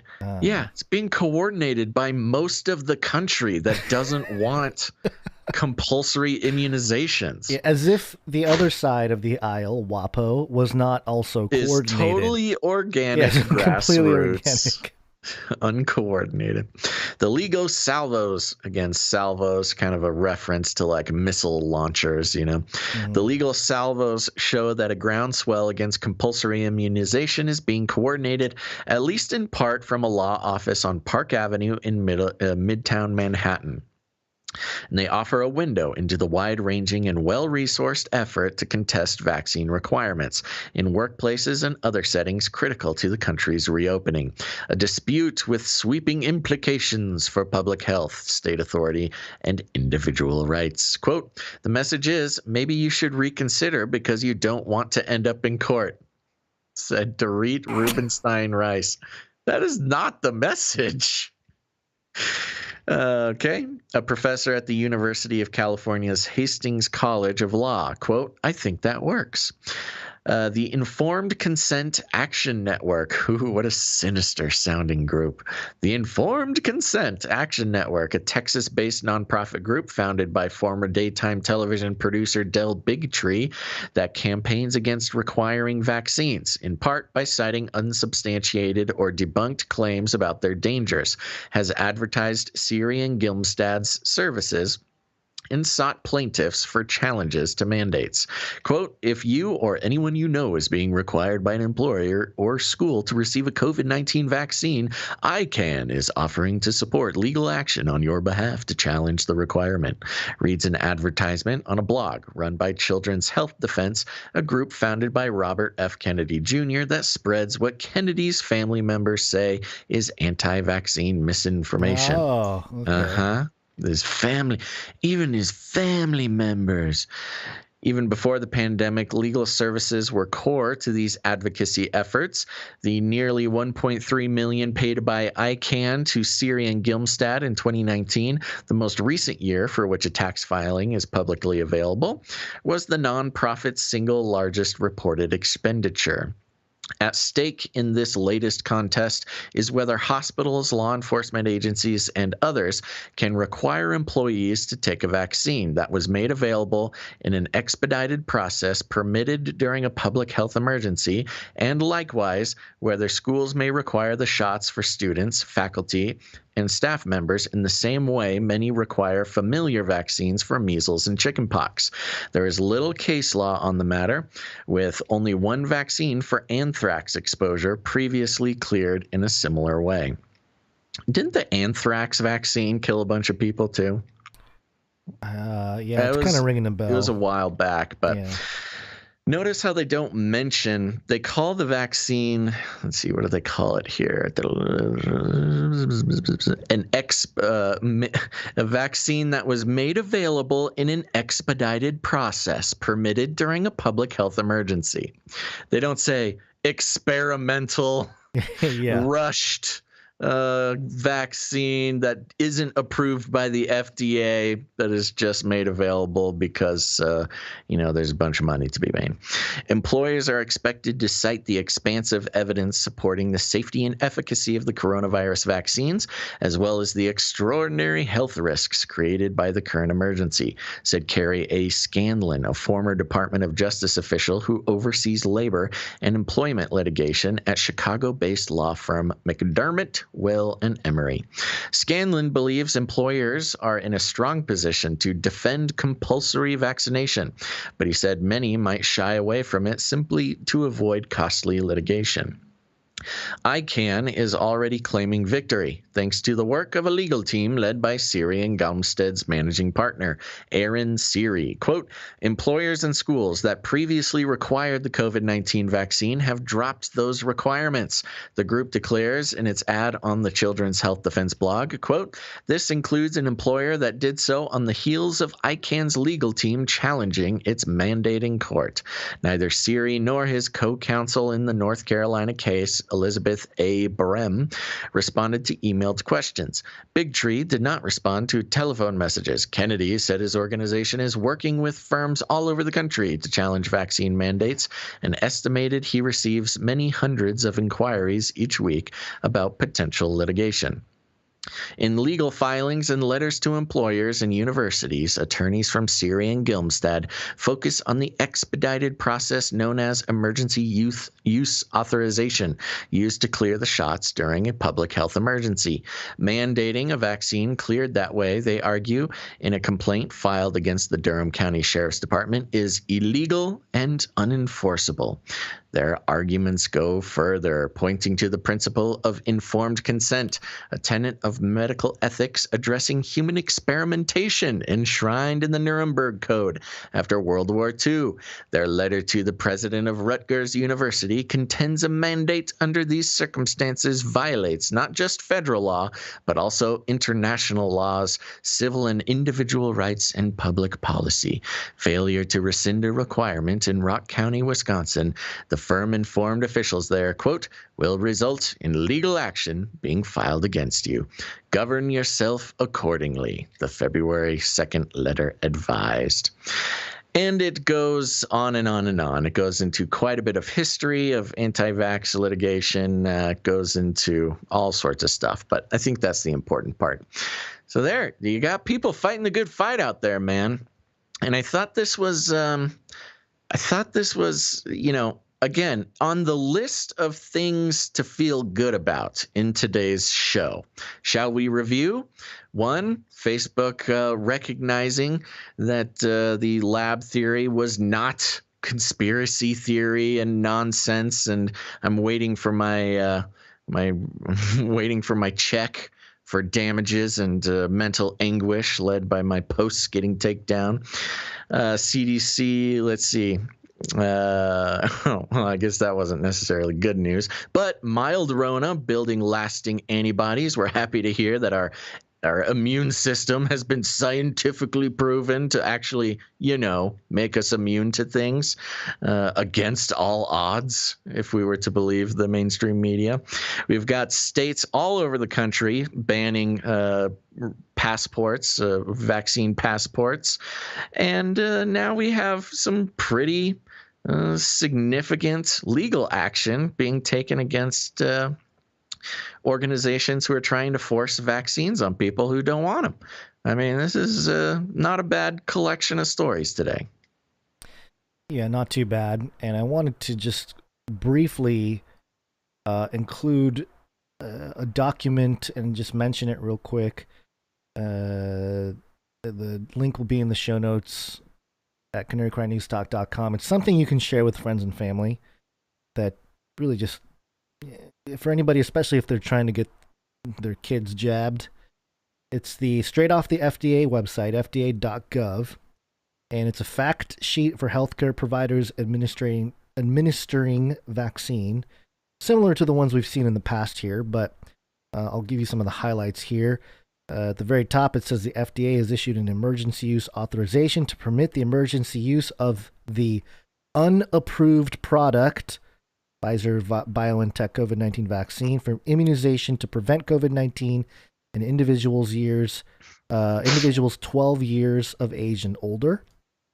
It also mentions important to provide to vaccine recipients, caregivers, and again, just reiterating, FDA has authorized the emergency use of the Pfizer BioNTech COVID-19 vaccine, which is not an FDA-approved vaccine. And then mandatory requirements for Pfizer BioNTech COVID-19 vaccine administration under emergency use authorization in order to mitigate the risk of using this unapproved product under EUA and to optimize the potential benefit of the jab. The following items are required. Use of unapproved Pfizer BioNTech COVID-19 vaccines for active immunization to prevent COVID-19 under this EUA, which is emergency use authorization, is limited to the following.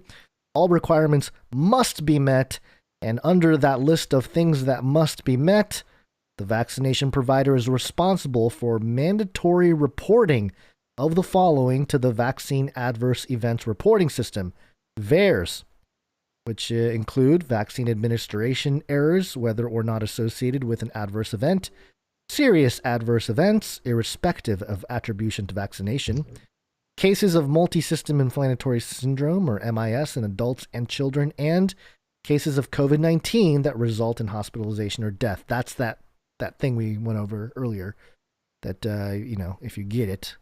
I'm sorry, I'm having a hard time following. What exactly is going on? They're requiring reporting to VAERS? Yes.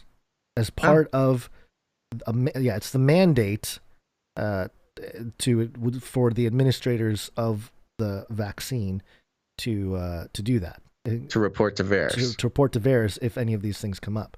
That's interesting. Yeah, because we've seen over and over and over VAERS being sort of debunked by the mainstream, dismissed because it's voluntarily reported, so it doesn't mean anything. Yeah. I just wanted to provide that as a resource for anybody who wants to use it to share with friends or family about the whole concept of this thing being legitimate. And then real quick before we get into a break here, this was poor hamsters, man.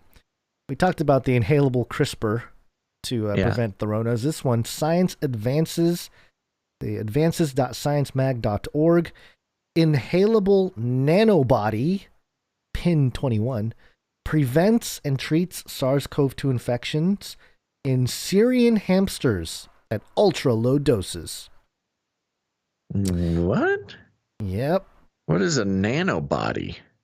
Probably just little nanoparticles. Not nanobots. No, not nanobots. All right. Read it. What are we dealing with? I'll just read the abstract here. Globally, there is an urgency to develop effective, low-cost therapeutic interventions for coronavirus disease COVID-19. We previously generated the stable and ultra-potent homotrimeric Pittsburgh Inhalable Nanobody 21. Using Syrian hamsters that model moderate to severe COVID-19 disease, we demonstrate the high efficacy of PIN21 to prevent and treat SARS-CoV-2 infection. Intranasal delivery of PIN21 at 0.6 milligrams per kilogram protects infected animals from weight loss and substantially reduces viral burdens in both lower and upper airways compared to control. Aerosol delivery of PIN21 facilitates deposition throughout the respiratory tract and dose minimization to 0.2 milligrams per kilogram. Inhalation treatment quickly reverses animals' weight loss after infection, decreases lung viral titers by 6 logs, leading to drastically mitigated lung pathology, and prevents viral pneumonia. Combined with the marked stability and low production costs, this innovative therapy may provide a convenient and low and cost-effective option to mitigate the ongoing pandemic. So just more, just breathe this. It's like an inhaler. Yeah, breathe this. You get Things an will be fine. anti-COVID inhaler for hamsters. Yeah, well, I think they're using it in hamsters now. Yeah. But then it'll come to humans near you. But Okay. It's just one of those things that's, again, the treatment of this seems so simple and straight to the point where it's like, why did we lock down again? Why did we shut down the economy? And it's just more proof that it wasn't about the virus. It was never about the virus. So if anybody is wondering what nanobodies are, I've looked at a few different little sources just in the few seconds here we've been doing it. Mm-hmm. Seems like they are always presented in the context, or at least the ones that I found, are presented in the context of antigen stuff. Antibodies and antigens. There you go. Single domain antibodies, also known as nanobodies. There you go. So yeah, it seems to be real. I mean, the problem is this prefix nano just makes everything sound like a spooky robot. Yeah. Tiny little spooky it's just robot the that's scale, gonna right? kill you. We're talking about scale. It seems like some sort of antibody related antigen binding fragment thing. Yeah. And somebody in the chat brings up a good point. Ivermectin, hydroxychloroquine, where are they? I mean, those are pretty cheap, and those are much more effective. Mm-hmm. But again, it's not about the virus. It's about how we're all gonna die. We're all gonna die. Well, ready for a now that we break? know that, we had such a heartwarming, uplifting Waccine segment, and then we got to end it with "We're all gonna die," which is true. We're all gonna die. It's not a false statement. No, It depends on which death you're talking about, right? First death or second death. There he is. Those of you who are biblically literate. Okay, let's take a second, take a little break, and have a producer party, baby.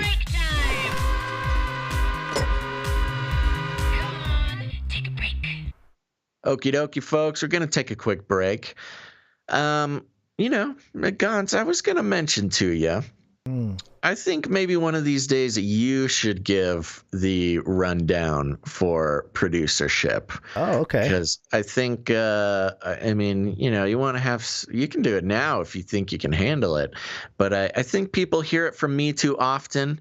And, It's starting to fall on deaf ears. Is that what you're saying? Maybe just mix it up. Like you obviously get more respect around here, so maybe people will listen to you talk about the value for value system and why it's important that we start taking responsibility for our own media consumption instead of relying on advertising companies to pick and choose which things will survive to see another day.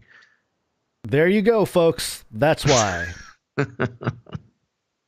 So there you go. Just prepare yourself to give a couple of rundowns in the next few shows. Maybe we'll see if it has any sort of effect, because at least by the numbers, it seems my rundown has had diminishing returns. Well, anywho, I think it's important to point something out, because most people think that the value for value model is similar to a donation.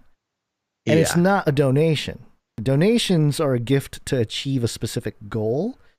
And there's often like a goal. We need this much money for this or whatever. That's where the donation idea comes in. This is different because this is actually an exchange of value.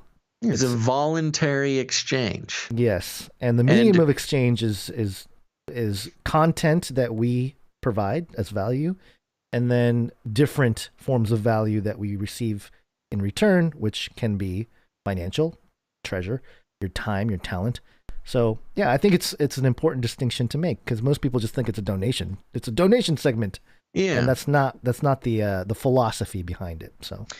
Yeah, and it's interesting too. Maybe we'll just have a little discussion rather than a whole breakdown today, because it's interesting. We've sort of seen this shift in society with a lot of online, because more people are creating media. There's a lot more infrastructure online for trading value. Streamers take donations for whatever they do, whether they're playing video games or, I don't know, painting Warhammer figurines or just reading the news. It's this transitionary period where really the public was and still is to a degree sort of stuck in this iron fist of the advertising industry, which has convinced us that, we don't need to take responsibility for anything. We can just kind of click around mindlessly, watch whatever. It doesn't cost us a thing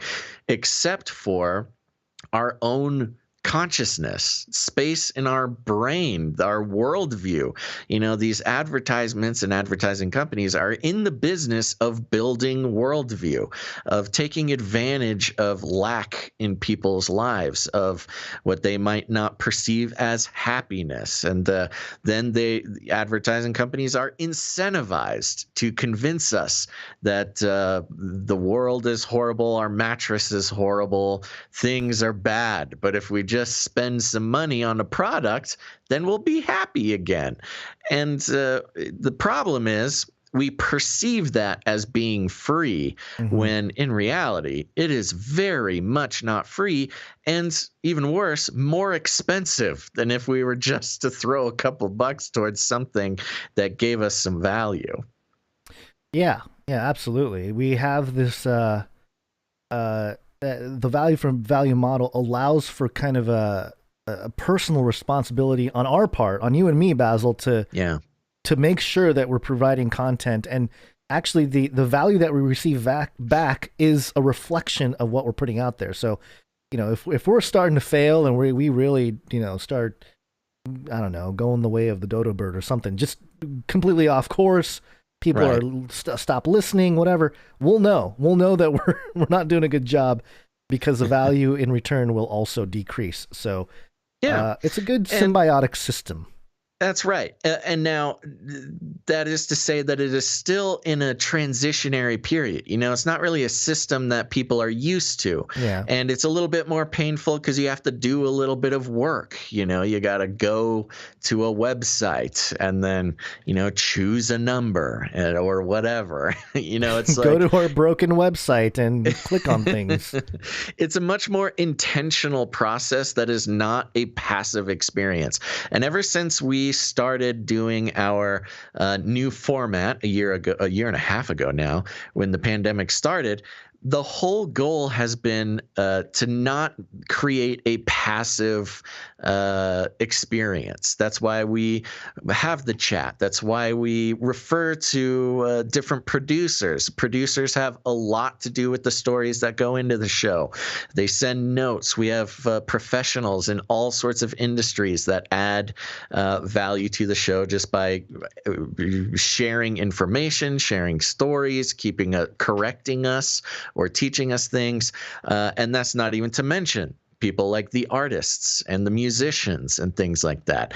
So it is, when it's now, we are not the first people to do this format, and we love to give credit to Adam Curry and John C. Dvorak over at the No Agenda Show. You should check it out if you haven't. But they were pioneers of this type of format, but it's just the right thing to do instead of trying to conform ourselves and our shoguns into this sort of evil, dying, decrepit system of grab people's attention and then monetize them with advertisements, which unfortunately you still see all too often. And it is uncomfortable, like talking about money with our listeners and stuff. At first, I personally don't feel uncomfortable anymore, but it certainly was an uncomfortable transition. But listeners, it can be uncomfortable for you to hear it. So we understand that, and we don't want to ignore that, and we want to make you know that we understand that. Yet, if you're here, that means you're not a mainstream sort of brainwashed person. And if you haven't participated in a value for value model type of operation before, I would consider it an essential step in keeping free media, in keeping independent media, independent analysis, that type of stuff truly free. Because as Adam Curry says, every corporate sponsorship is a form of censorship. Once you take advertising dollars, you are incentivized to fit into a system. And that's something that we've always, not always, that's something that always, we've never done ads. We've always rejected. It just doesn't feel right. It's not a sort of world system that we want to participate in. Anyways, that's enough rambling. You have anything to add before we No, I think that summarizes it well. It's a little different take on it, more of a convo instead of letting you run off and repeat yourself a little bit. Yeah, no, I think it's good. I think it's important to because if you're still listening, especially, we value your attention. And we hold it as important enough to not sell it. We always talk about this, but it really is. I mean, maybe it does fall on deaf ears because you repeat it all the time, but it really is. If you're sitting there listening to something, you're watching TV, you watch advertisements, or you listen to a podcast and they break into, whatever. Everybody loves waffles. So hold up for a second while I talk about this waffle maker, whatever it is. Right. There's a third party involved that expects a return by tapping into that platform. Yeah. So it really is this handling. I mean, it literally is handling. Where if a company wants to advertise on our platform, then they're like, "Ooh, good. Let's get our product in front of thousands of listeners, and then we can sell our product."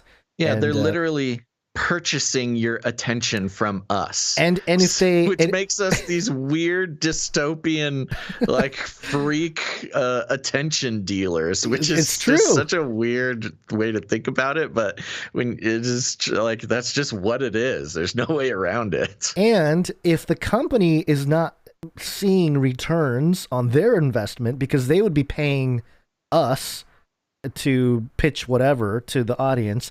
If our audience is like, no, then the advertiser will drop us and we stop getting paid by the advertiser. It's just a bad... We get punished for it. We get punished, yeah. We get punished for not convincing you to buy a new mattress or an underwear subscription. Right, which, the more I talk about it, the more insane it sounds. It is insane. It's absurd. So crazy that we're all just so used to that system.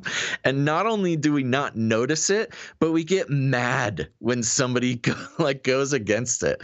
Look, this is not a pity party, but I do want to mention, there are people who are furious when we start talking about this.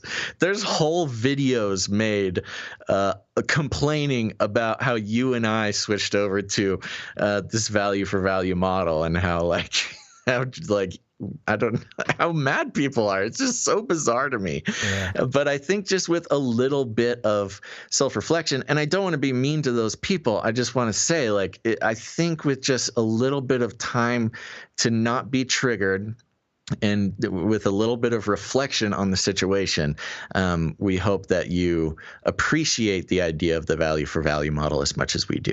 And it's important, before you jump in, just one last thing, since you got me kind of rolling on this. Yeah, let's go. It's important to grasp that most people, I would say 90-something% of people who start podcasts are doing it so they can get advertisers and make money.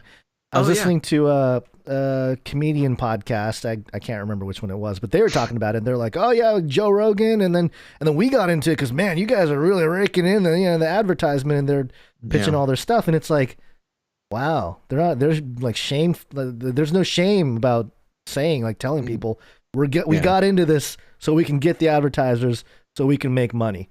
And it's like, wow, okay, well, so and a lot of times those podcasts are not good. It's not good content. It's them talking about whatever. It's like, okay, cool. You can hang out with the celebrity, but you're not getting much out of it. So anyway. Well, the celebrity podcast thing, that's a whole nother story. It makes me so mad. But and we don't want to come across, I mean, at a certain level, when you're putting enough time and energy into something, like there's nothing wrong with trying to make money with a podcast. That's not what we're saying. It's just the advertising industry seems to have this like stranglehold on the culture, where if you're not doing ads, then you're not being successful. Right. And one thing, I'll just end it on a warm note, and then we really got to get into it, which is this experience of doing this show, and especially in the new format, has completely changed my entire outlook on what it means to do podcasts, or to try to create some sort of media content. But it's not even content. It's a community, and that sounds kind of corny, but it's like, literally, if it wasn't for the producers coming on board as producers, there would be no podcast. There would be no community. Like it's not us doing it and then hoping people throw stuff our way. It's we're all doing it together, and we've always tried to make that clear, and that's how we consider it. And maybe sometimes when we get into sort of maybe the repetitious nature of the spiel, that doesn't come across. But we really couldn't do it without the producers, and that is why we take this time to thank them. Are you ready, Gons? Ready to go. Okay. So if you want to become a producer, there's a couple ways to do it. The first way is by heading over to patreon.com/CCNT for Canary Cry News Talk. Patreon.com/CCNT. And Gons, we got a couple of producers over here. So with all of that said, let's all hear a rousing round of applause for our new producers, Underground LA. All right. Thank you very much, Underground LA. Sounds cool, man. I don't know what you got going on over there, but Is it's it LA underground. like Los Angeles or LA like Louisiana? Just says LA. Yeah, it might be Louisiana. But we got another producer, and that is producer Joseph H. coming in. Thank you, producer Joseph. Thank you very much. Now, those are our two Patreon producers for today. Thank you guys very much. Now, a lot of people don't like Patreon. That's okay. There's other options. That's why we have created Canary Cry Radio, canarycryradio.com/support. canarycryradio.com/support. That's right. canarycryradio.com/support is a great place. You can learn about the value for value model. We've also got the Canary Cry Roundtable of Knights and Dames going on over there. You can read about that, but you can also become a producer. Now, there's a couple of options. One of them, you can come in as a monthly recurring producer. It's a great set it and forget it option if you enjoy the show so much and you don't want to do everything manually every time you support the show. That is a great option. But if commitment is is not your thing, don't worry. You can make a one-time producership in any amount.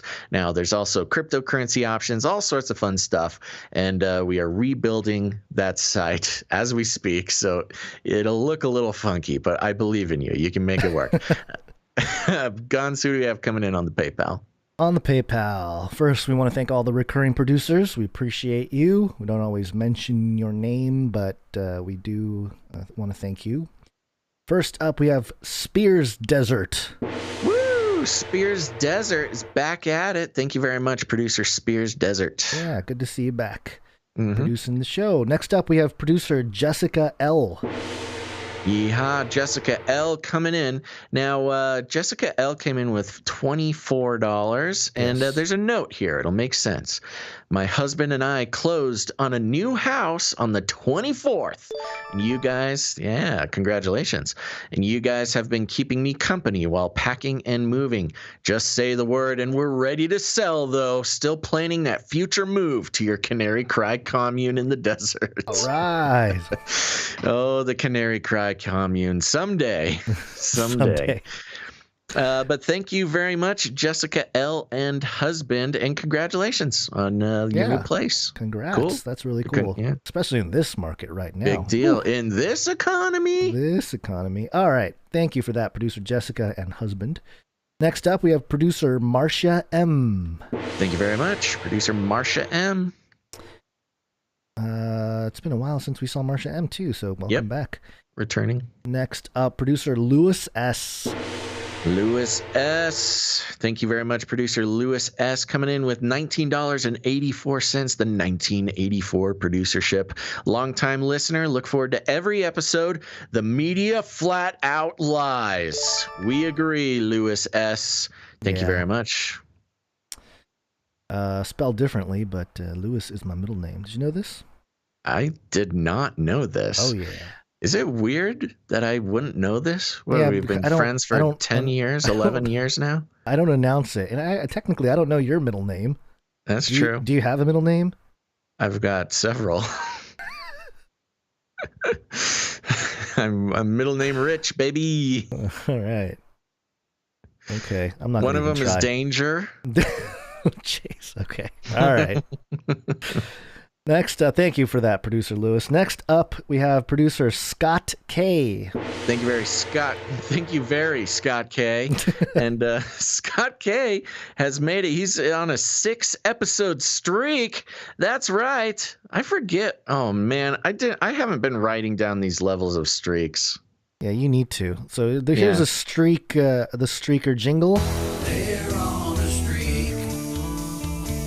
It's that's every right. 3, right? So, well, no, 6. Scott so K is on fire. Thank you very much, Scott K. Yeah, so 3 is heating up, 6 is on fire.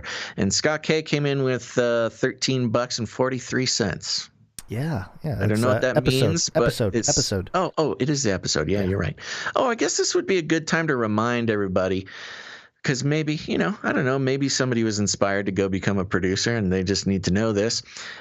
We usually do not read the amounts of the producerships, mainly just because, just as a default, we're assuming people don't want to air that much of their business. But if you are open to us reading your amount, you signal that by making some sort of very specific number. A common one is putting 33 in there. Just throw an extra 33 cents. That's our Illuminati handler producership. Or the show number, the episode number 343. That's a good way to do it. 1984, obviously, got to read that one. So if you're trying to keep it secret, just do a nice flat number that doesn't mean anything. But if you're open to it, put some fun in there and we'll read it. Okay. Yes. Next up, where was I? Here we go. We have producer, actually, he's a knight, Sir Casey, the Shield Knight. That's right. Sir Casey, the Shield Knight at the Canary Cry Roundtable of Knights and Dames. And he is also on a streak. He's on episode number 13 of producing the show in a row.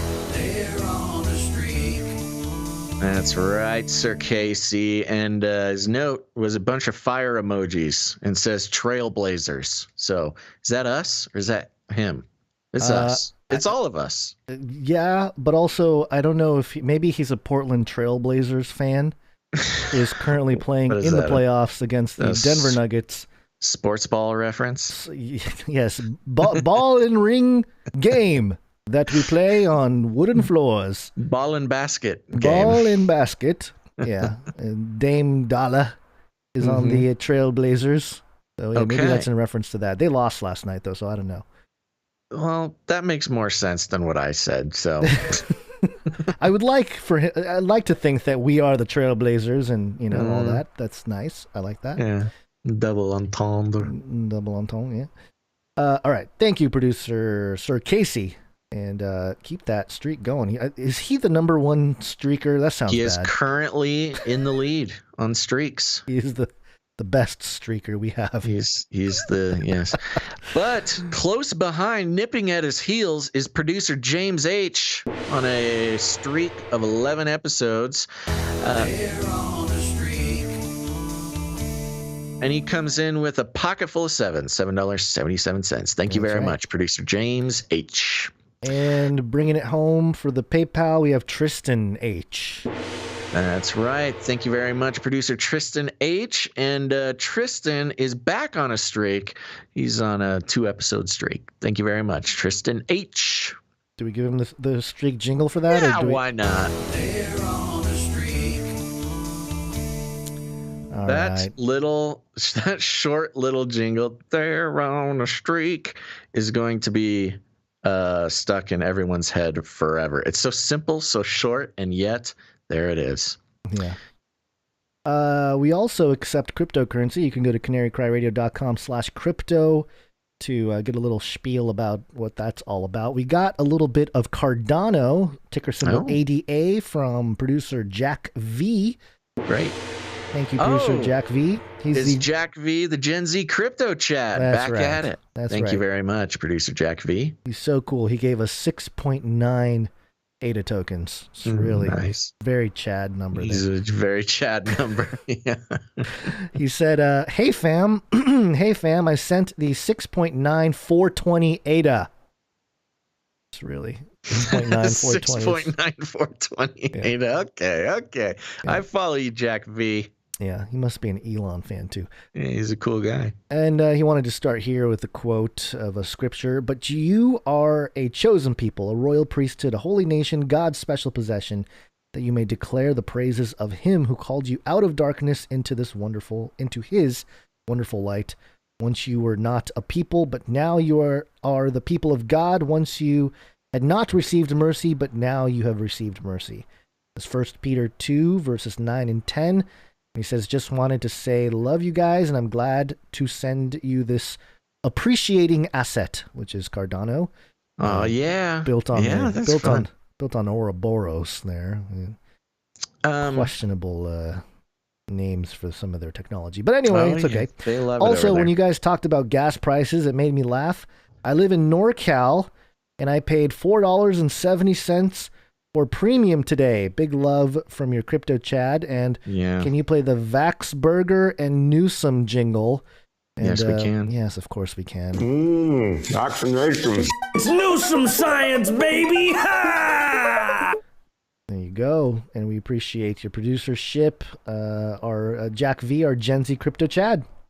Yep. Thank you very much. There was somebody in the chat named Killer Whale Channels that said we didn't announce a PayPal donation. So we don't usually miss people. I don't know what your name is. Send us an email with your name and what to look out for. Yeah, it is possible. Is it possible we missed something? It's always possible. I'm not going to. When was the last episode? Was on Wednesday the 26th. Hold on. Please, okay, never mind. No, I can't take up too much I'm looking over time. I'm looking on my side too. I'm not.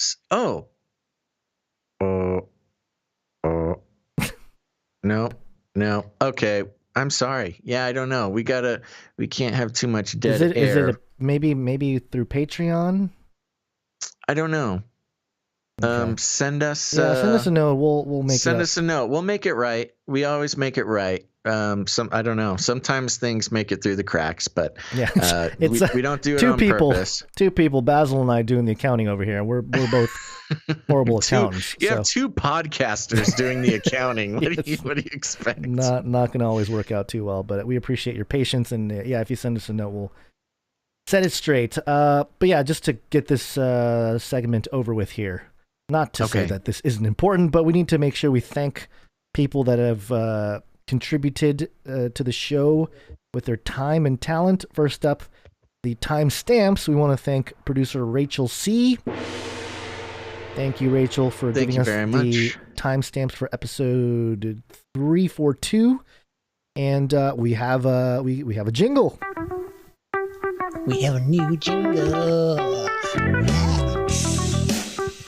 Never cry new stuff.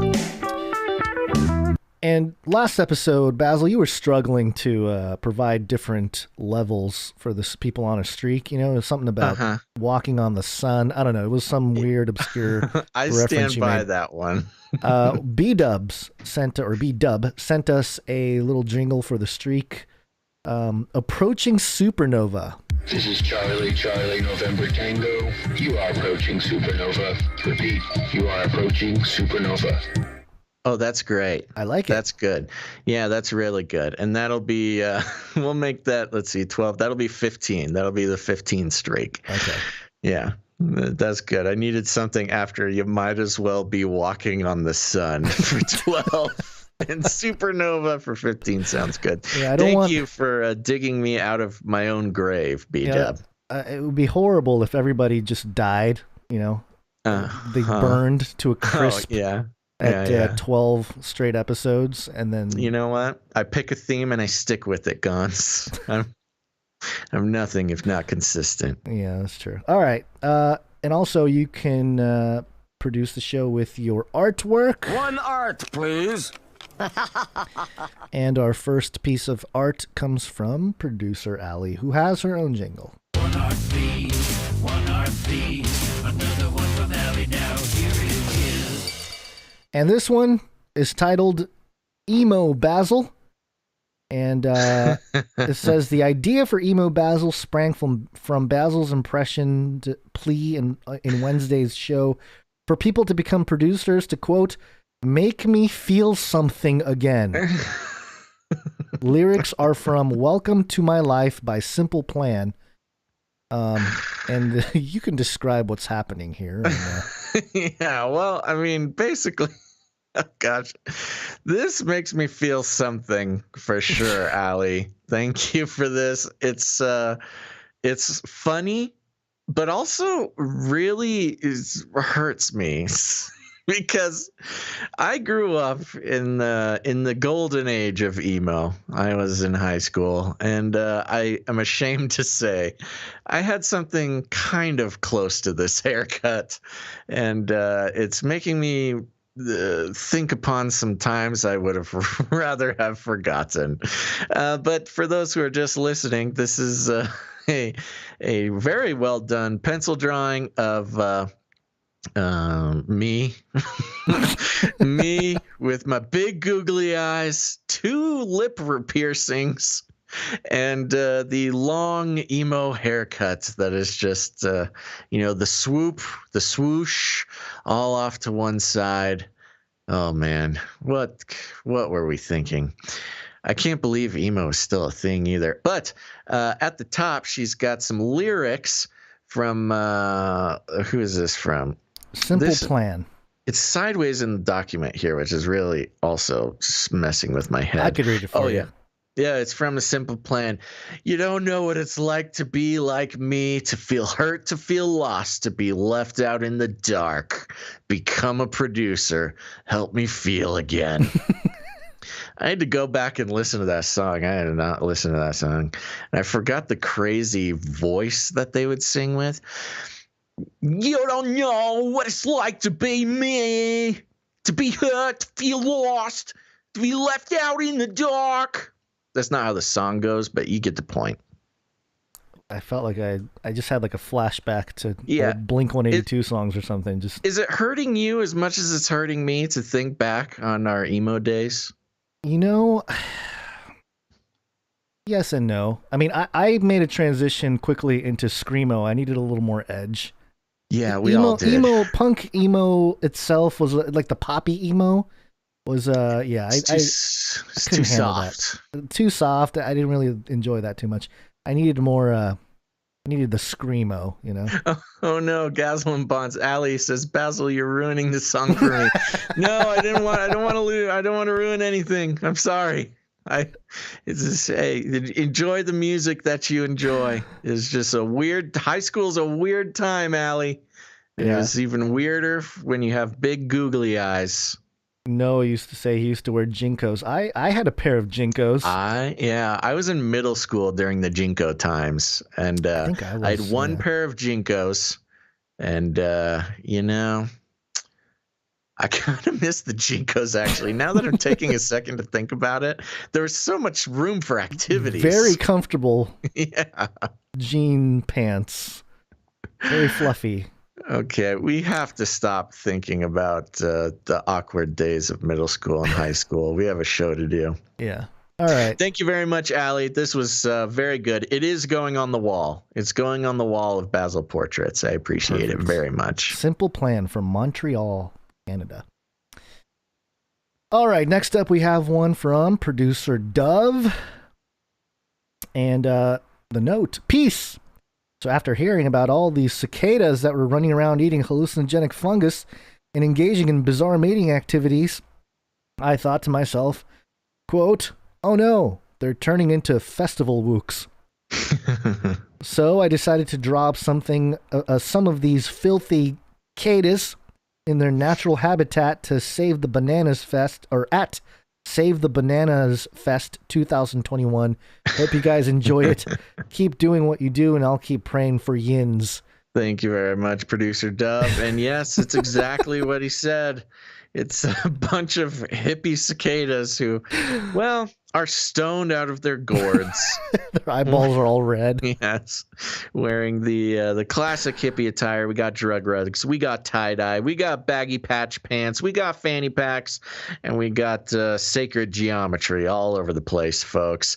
Let's see. There's Save the Bananas pin one is wearing. The other one's got a Illuminati all-seeing eye. But it looks like the all-seeing eye is also stoned.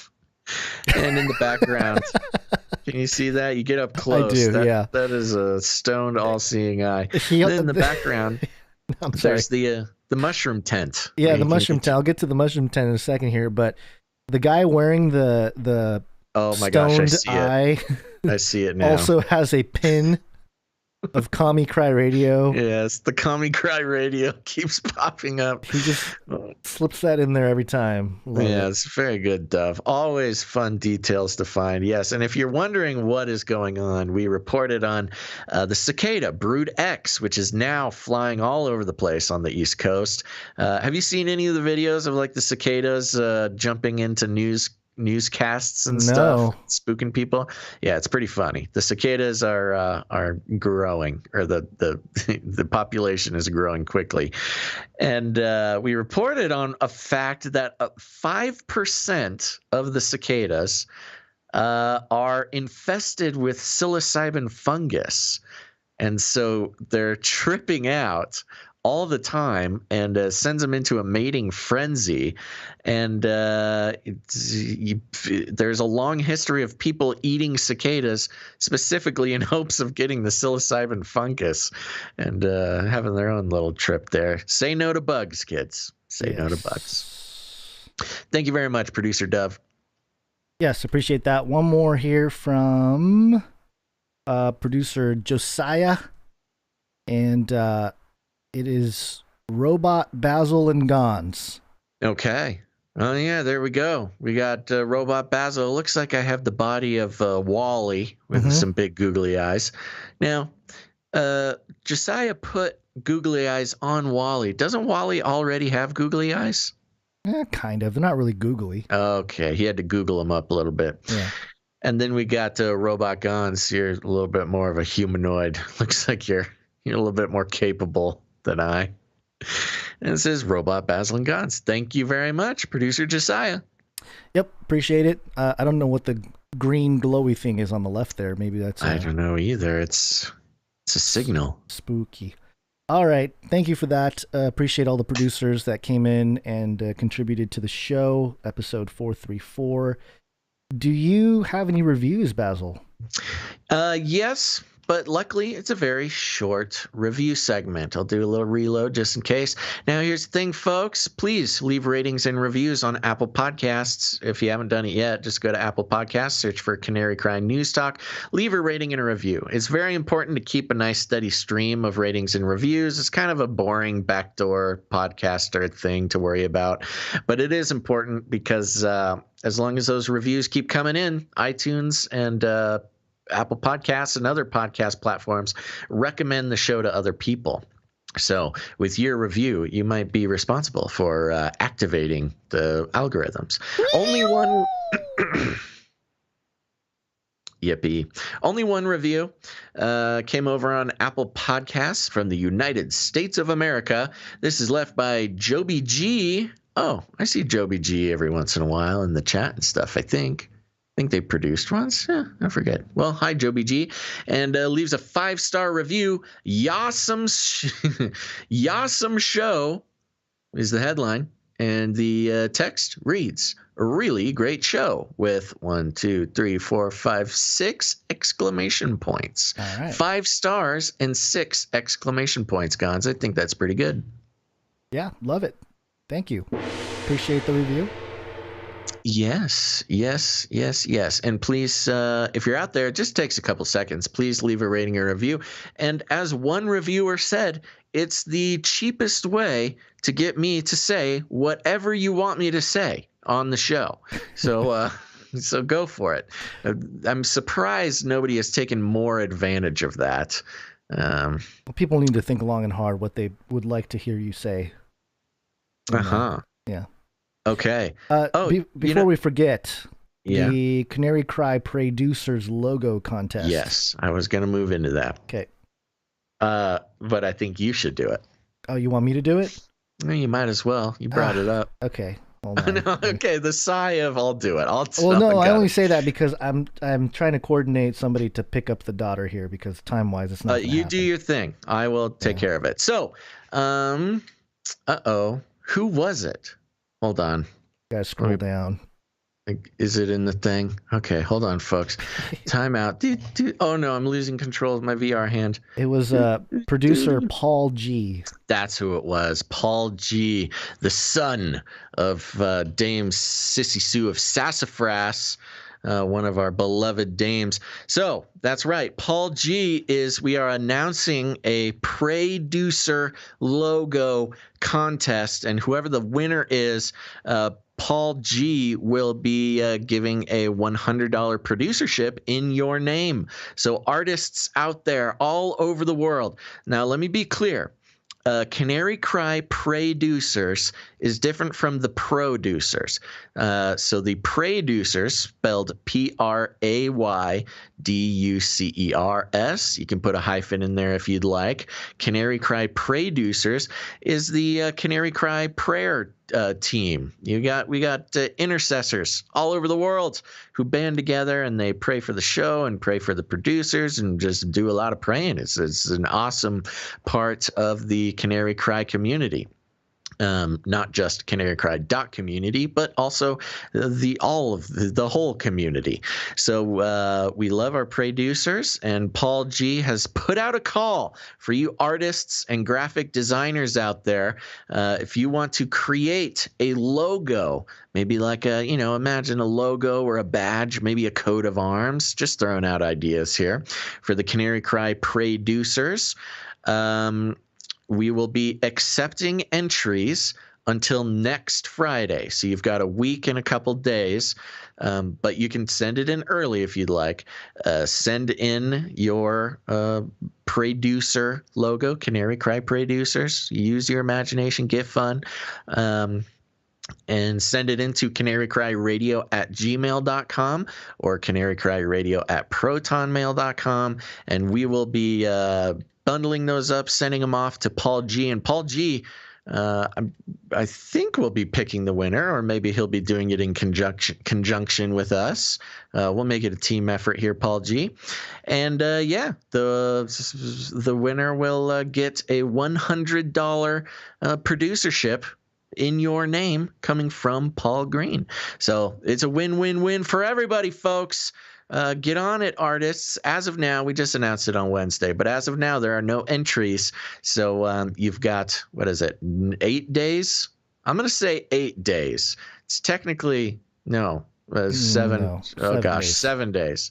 You got 7 days until we announce the winner. So send those in, and that'll be cool. Okay. Thank you very much, Paul G, and also Dame Sissy Sue of Sassafras. All right. Time to get back to the show here. Wait. There was one thing to mention. Okay. No, there wasn't. Okay. Oh, I know what you were going to say. Okay. We're all gonna die. Yes, it's wake up time. Hey, yo, wake up. Got some politics. It's Latin for many. Tick. Now suck your blood. Now suck Politics. your blood. Are we going straight to politics for sake of time? Oh, I forgot that you had that in there. Yeah, we'll just do it real quick. Okay, hold on. Backpedal. Reverse. Epstein didn't kill himself. This is a quick one, folks, but just because we continue to track the progress on the Epstein case. TheHill.com has a headline here: Judge approves deal for Epstein guards to avoid jail time. A federal judge on Tuesday approved a plea deal that will allow 2 jail guards to avoid time behind bars after they admitted to falsifying records about the night they were supposed to be supervising the late financier Jeffrey Epstein. Interesting. They called him the late financier and not notorious pedophile and human trafficker. Yeah, the Hill. But okay, the Hill. U.S. District Judge Annalisa Torres in Manhattan approved the deal that Tova Noel and Michael Thomas reached with prosecutors last week. Instead of serving time, the two will serve 6 months of supervised release and complete 100 hours of community service. Hey, they could get that cut in half if they get the vaccine. Noel and Thomas were accused of sleeping and surfing the internet when they were supposed to be watching Epstein on August 10th, 2019, the night the disgraced financier was found hanging in his cell. They were subsequently charged with falsifying records over attempts they had made to persuade prosecutors that they had checked on the prisoner. The two confessed to falsifying records as part of the plea deal. Epstein was being housed in a cell in the special housing unit at the Metropolitan Correctional Center in Lower Manhattan as he awaited trial on charges of sexual abuse and sex trafficking in Florida and New York. He had pleaded not guilty to those charges. Epstein's death, which was ruled a suicide, wink, marked a major blemish for the Federal Bureau of Prisons given the high-profile nature of Epstein's detention and the unit in which he was housed. His death sparked an avalanche of conspiracy theories given Epstein's far-reaching connections to high-profile figures and lawmakers from both parties. So there you go. The 2 guards who were supposed to... Now, which was it? Was it the guards were slacking off and not paying attention when he allegedly killed himself, or was the cameras not working? Because I've heard both of those. I thought the cameras weren't working for sure. That's what they say. But why even bother bringing up the guards and saying, oh, they just didn't pay attention? And also the cameras weren't working. And also. I mean, it's okay. That's fine. I'm not trying to make a mountain out of a molehill here. I think look, we all get what's going on here. I don't need to go into it. But there you go. The guards who are, I guess, allegedly responsible in some way get off pretty much scot-free. Now, of course, those crazy conspiracy theorists might think that maybe they got off because they had something to do with creating the circumstances that led to Epstein's death, or maybe they looked the other way, or maybe they really were just incompetent. Who knows what it was? But it's pretty convenient. I think we can all agree on that. And you know what? If just being crazy here, if there was some sort of help in Epstein's suicide, what would you need to do? You would need to somehow disable the cameras, and you would somehow need to either distract the guards or make it so they don't get punished for being a participant in your little plan. Either way, these guys get off scot-free. That's fine. 100 hours of community service, gonna pick up some garbage on the side of the road. Get your vaccine there, folks. Poly. It's Latin for many. Tick.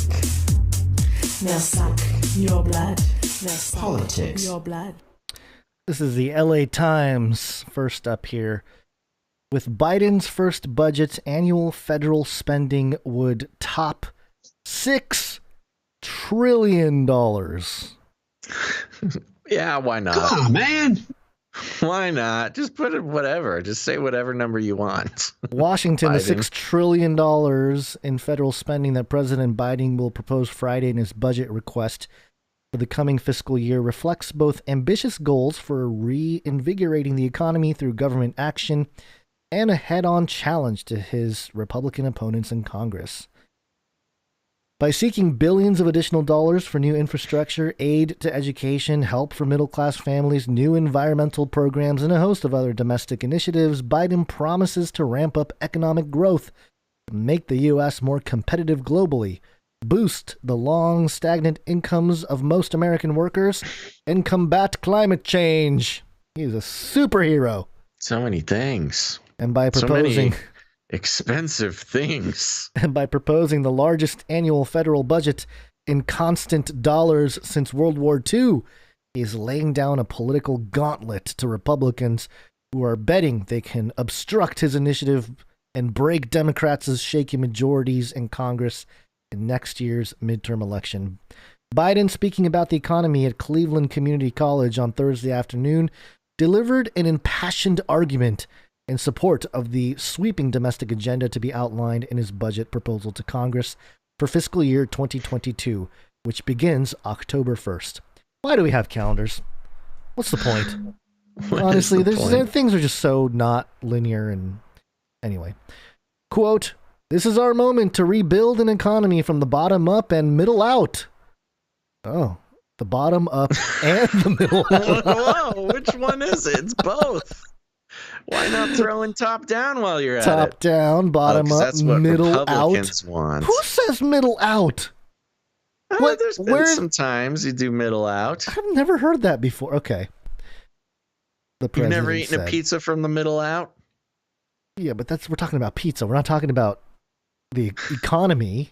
I've heard bottom up, you know. Nobody's eating a pizza from the middle out. It was a trap. I trapped you. Well, technically, everybody's eating pizza from the middle out if you slice it and you're taking it from the triangle in there.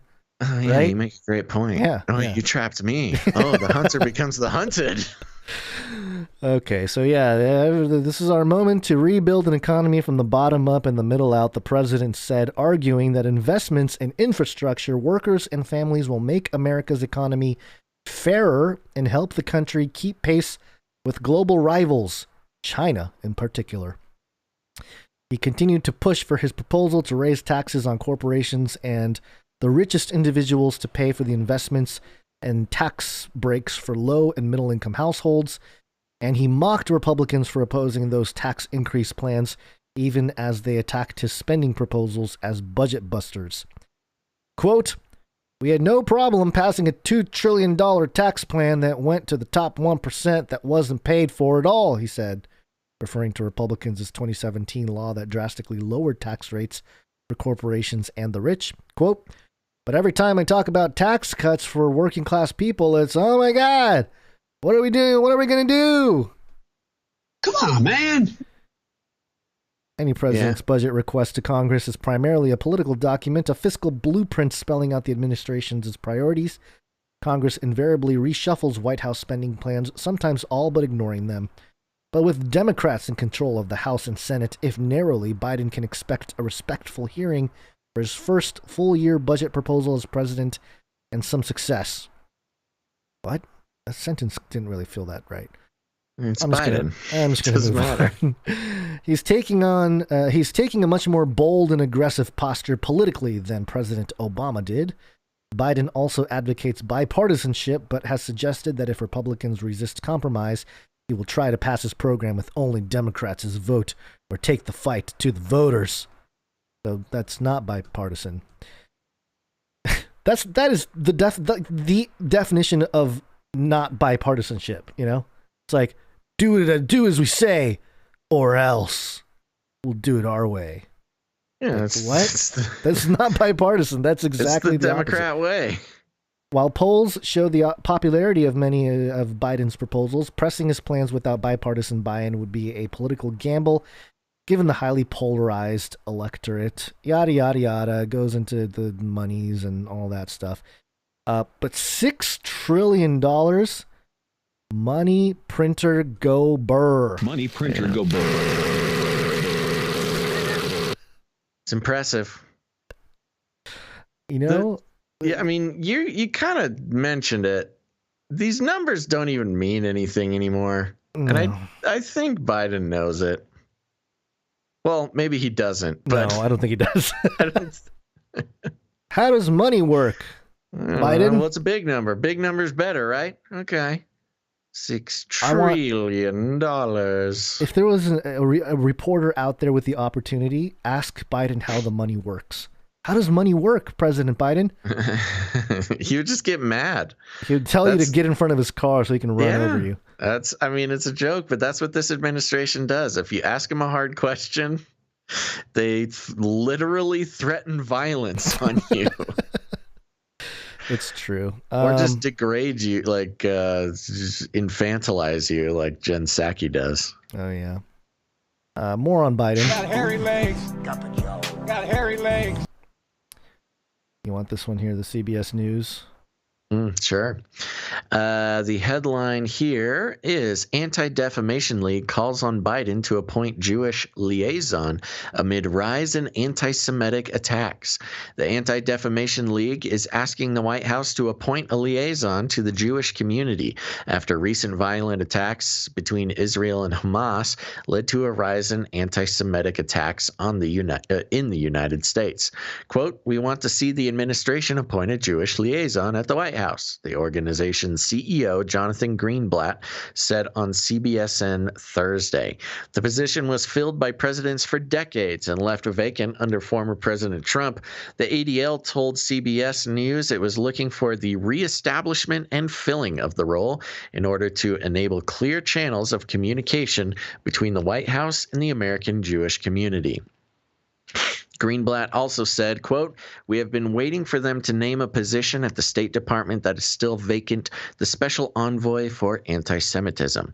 And desperately, Congress and the White House should work together to fund a program called Security Grants for nonprofits. Fund a program called Security Grants for Nonprofits."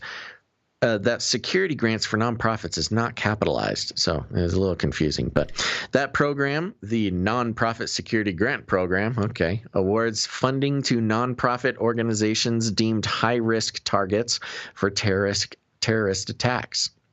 Quote, "It already exists, and whether it's synagogues or black churches or mosques, we know that houses of worship are vulnerable," Greenblatt said. "That program should be increased. The White House, the administration, on a bipartisan basis, could work with Congress and really get something done here." Nearly 200 anti-Semitic incidences were reported to the Anti-Defamation League in 1 week after the Israeli-Palestine conflict erupted this month, the group said in a press release last week. The figure is up from 131 reports the group recorded the week prior. Quote, oftentimes in the past, where there would be a conflagration in the Middle East, there might be an uptick in anti-Semitism here, Greenblatt said, but the last 2 weeks it has been more drastic and frankly more dangerous. Part of the reason, he says, is social media. Quote, we have seen unhinged memes. Boy, I've seen some unhinged memes. We have seen inflammatory videos, and we have seen crazy conspiracy theories that are circulating through Instagram, through WhatsApp, through TikTok and Twitter, through YouTube, he said. The ADL said more than 17,000 tweets used variations of the phrase Hitler was right between May 7th and May 14th. It also mentions messages. Okay, there's a lot of context there in the Hitler was right phrasing, of course, that I think you feel is missing. Yeah. Anyways, somebody could tweet, Hitler was right-handed. Or was he? He wasn't. He was left-handed, I think. It also mentions messages including explicit praise for Hitler, promoting tropes about Jewish control and demonizing all Jews, and claims that extreme anti-Semitic and anti-Zionist content can be found across a wide variety of channels, calling for the destruction of the Jewish state. Yeah, like AOC.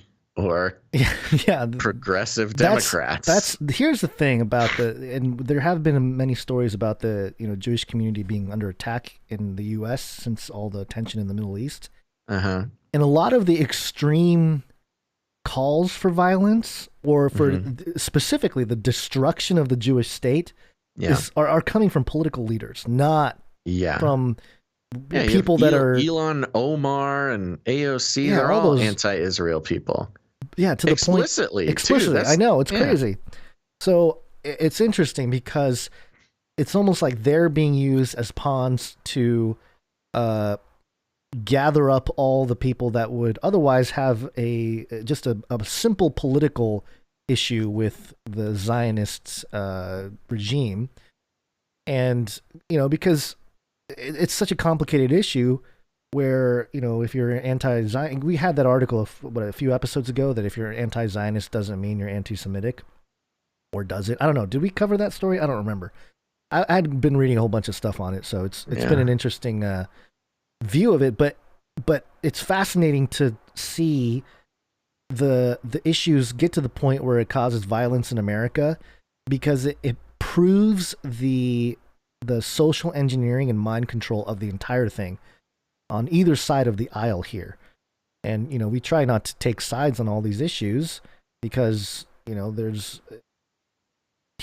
rarely an innocent side in politics in general. And the left-right paradigm is a trap for your mind. The left-right paradigm, exactly. And it's fascinating to consider from like a psychological standpoint, where both sides, and this is what I find really fascinating about this, both the Jewish state, like the government and all that, and the narrative surrounding that, and the Palestinian side of the argument, they both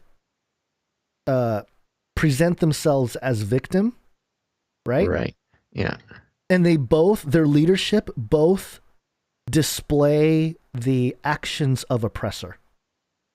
Yes. So it becomes almost impossible, if you look at it objectively, to take a side, unless you're taking only pieces of information to support your narrative. Yeah. And that's where I think you can get into a lot of trouble, because if you're pro-Israel, you have your reasons, whether they be, people use scripture to justify a lot of that. And people I've seen use scripture to justify the Palestinian right to be there and everything. So it just becomes messy. And I just think it's interesting to see the social engineering aspect of this, and to the point where, they're pushing Biden to put together that liaison, which existed prior to Trump. That's fine. There probably should be a liaison. Everybody has liaisons. Yeah. Everybody's got it. I don't know exactly what they do or whatever. I'm not really concerned. I don't know that that's going to help anything, though. Give them a liaison. Give them a liaison, but it's not going to do anything. What is it going to do? Well, I don't know. We would need to educate ourselves on what the liaison does. I don't really know what he does. But the point being, I think the bigger issue specifically, we've made our lack of knowledge known a few times, or at least lack of standing on this position.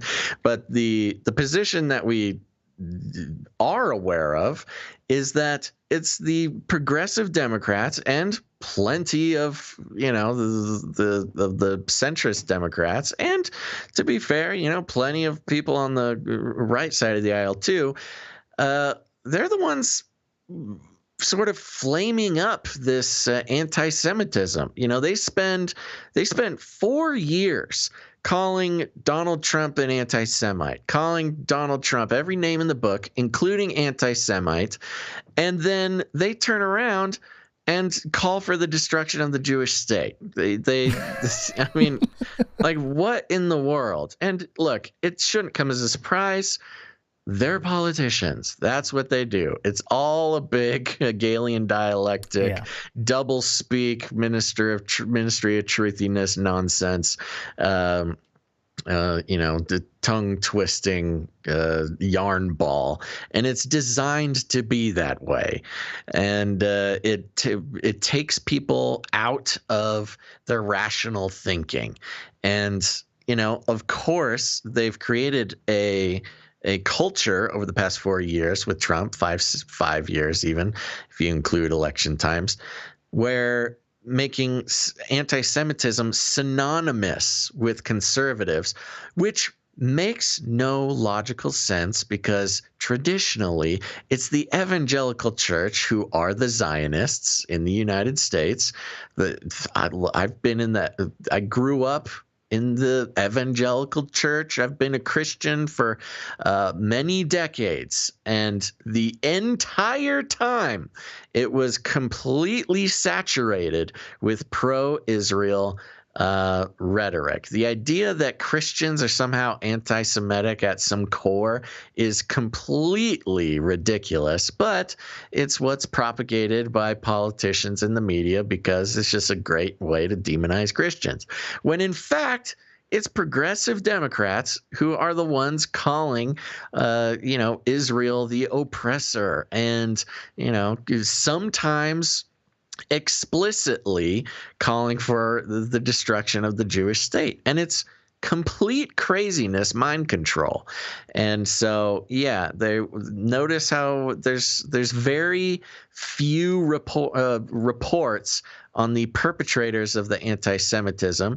Yeah, you might hear about a KKK member here and there, but if 200 are happening a week, and the political bias of the left is anti-Israel, do we really think that it's all conservatives perpetrating violence on Jews? I don't think any reasonably thinking person does think that. But there you go. That's the media for you. Yeah, and the Anti-Defamation League historically has not been, if you're approaching it objectively, it does not seem to be... watch my words, or I'm going to be called an anti-Semite. I think they go back and forth. I think there's more subtle and complex history to the Anti-Defamation League. But yes, there's certainly lots of connections that it has with lots of different agendas. Yeah.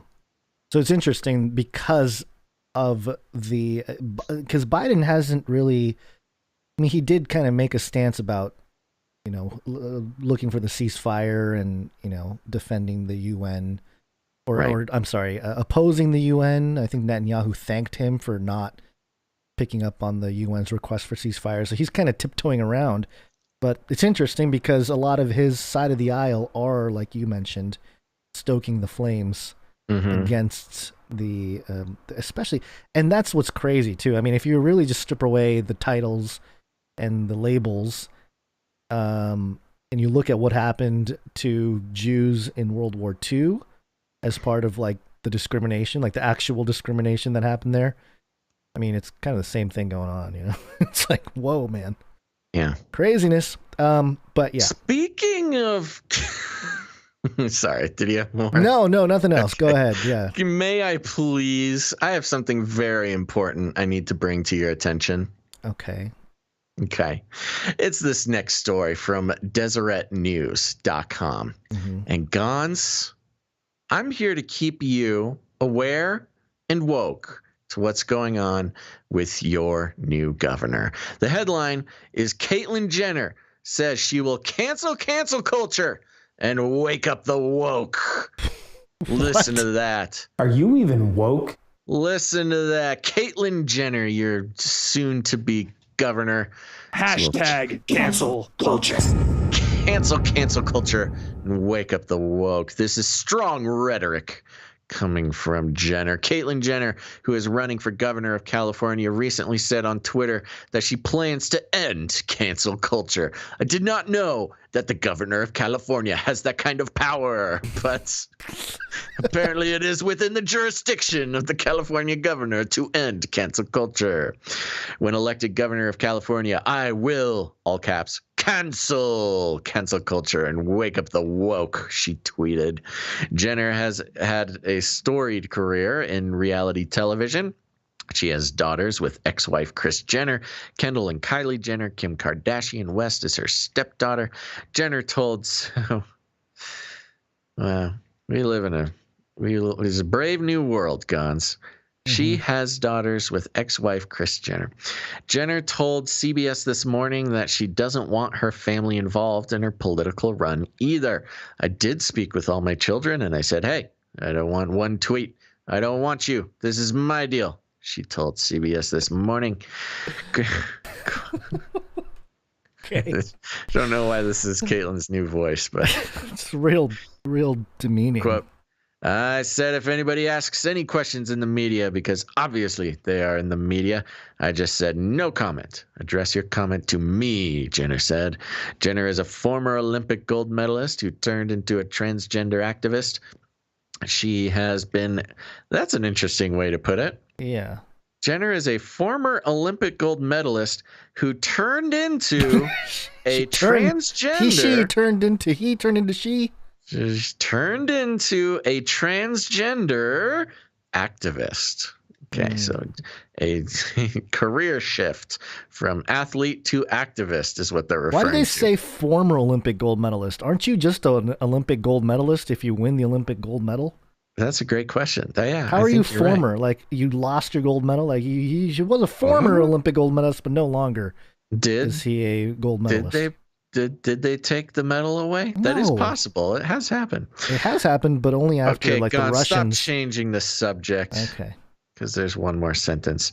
She has been a national TV personality as well in recent years, according to Fox News. According to Fox News, Jenner has been a TV personality. Okay. So there you go, Gons. It's going to be a bright new future for California. I think Jenner is on the right track, continuing the conservative war cry of cancel culture and wake up the woke. We're all gonna die. Guys, just accept it. Accept it. Progress before it is too late. That's all. That's all there is. Meet Kevin. Come on, Kevin. Do better. Good luck, Kevin. Gotta defeat the. What are you gonna cancel, Kevin? Nothing. That's what. All right. Okay. Well, Kevin's a white man. So he's not going to be the governor of California. Yeah, but he can try. He sure can try. That is his right. Well, Caitlyn Jenner's a white man. Nope. Not according to legal documents. Oh gosh. All right. Newsom was a white hog. I know, and that's why he's out. That's not why he's out. That's why he's out. White hog's out. Come on, let's keep moving. New York Post. Atlanta Councilman Antonio Brown, who voted to defund police, has car stolen. Says here an Atlanta mayoral candidate. Sorry, that took a second to process. An Atlanta mayoral candidate who voted to sequester $73 million from the city's police department budget reportedly had his car stolen by a group of young thieves this week and wound up thanking the cops for their help. Oh, City Council member Antonio Brown had just gotten out of his white Mercedes coupe to speak to fellow community leaders Ben Norman in northwest Atlanta's Dixie Hills community Wednesday when he spotted 4 or 5 kids. The youngest only 6 or 7? You can't fit 4 or 5 kids in a Mercedes coupe. Were they clowns? Wait, hold on. Did he... Okay, wait. The kids who stole the vehicle were 6 or 7, or he had kids that were 6 or 7? The youngest of one of the carjackers was 6 or 7. Oh, gosh. The children were walking around a store, and within seconds were inside Brown's car, he said. Quote, one kid was in the driver's seat, Brown told the outlet. Yeah, that is how you steal a car. Quote, Ben attempted to open the door to get him out of the car. He fought with Ben. I then engaged and tried to get him out of the car. The 3 other kids were trying to figure out how to get in the car or stay out of the car. He started to hit on the gas. Ben, let's go. No, Ben, let go. Oh, let go. Sorry. Ben, let go. Quote, as he started to speed up, and I knew that if I had not let go, I knew I probably could have killed myself because he was going so fast. I would have started to tumble, he added, and I would have hurt him. Brown said he filed a report with the Atlanta Police Department. Quote, thanks to everyone that reached out to check on me. Appreciate the love and support. My car hasn't been recovered, but the situation could have ended a lot worse. If I didn't let go of a car as it sped away. Oh, this hero who let go of a moving car. I'm just going to skip a bunch of stuff here. Brown, who is under indictment on several federal fraud charges related to alleged incidents that occurred years before he took city council office in 2019, launched his mayoral run on the platform of, quote, reimagining public safety and policing in Atlanta, according to the Atlanta Journal-Constitution. Yeah, I'll read a quote from him. Quote, the reality is this, Brown told Waga TV. We need programmatic initiatives in place to help support these kids to be able to give them another pathway instead of them committing crimes. That's how the article ends. You know... Yeah, you miss... Oh, never mind. No, you didn't. Did you read the numbers? Yeah, he withheld the $73 million. Yeah, it was at the beginning. From the $218 million budget. I mean, that's like 30% of the budget. Yeah.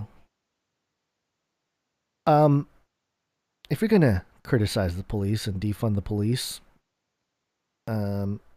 maybe don't call the police if kids try to steal your car. Or go back on your position because you called the cops. And I don't know, man. We're all gonna die. Doesn't matter. Does any of this matter? Yeah. Yes. You know it does matter. What's the right answer here? I know what the right answer is. It's Shillzilla. Shill. Shill for sure. Okay, folks, we're going to check in with Chris Shillzilla. You know him. You love him. He's got a YouTube show, and he's editor-at-large over at CNN. Okay, again. I chose KCTV5.com's article on this because... Why did you do this? Because it's an example of the reach of Chris Shillzilla. It's not that he just publishes on CNN. No. News outlets, CBS news outlets, pick up on his story. So that's why. It's a mirrored article, so it's probably the same. Yeah. Now, I do, again, want to reiterate, Chris Shillzilla has a show, a YouTube show for CNN, and is an editor-at-large over there on CNN. He's got over 600,000 Twitter followers. Oh, man, that's got to be Chinese bots or something.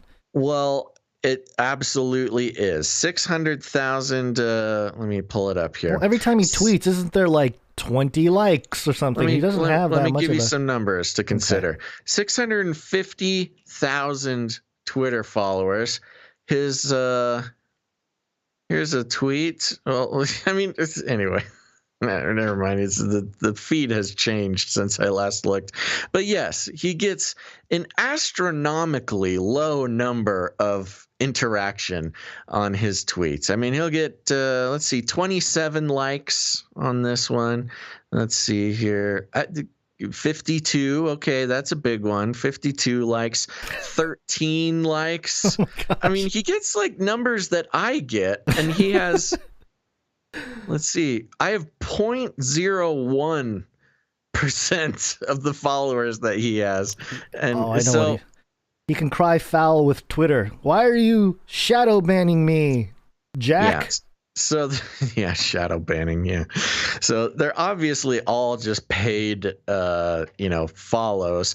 Now, this story that I'm going to bring to you, he tweeted out to share it, and he did get 150 comments, and I thought, okay, 150 people. Let's see what his fans are saying.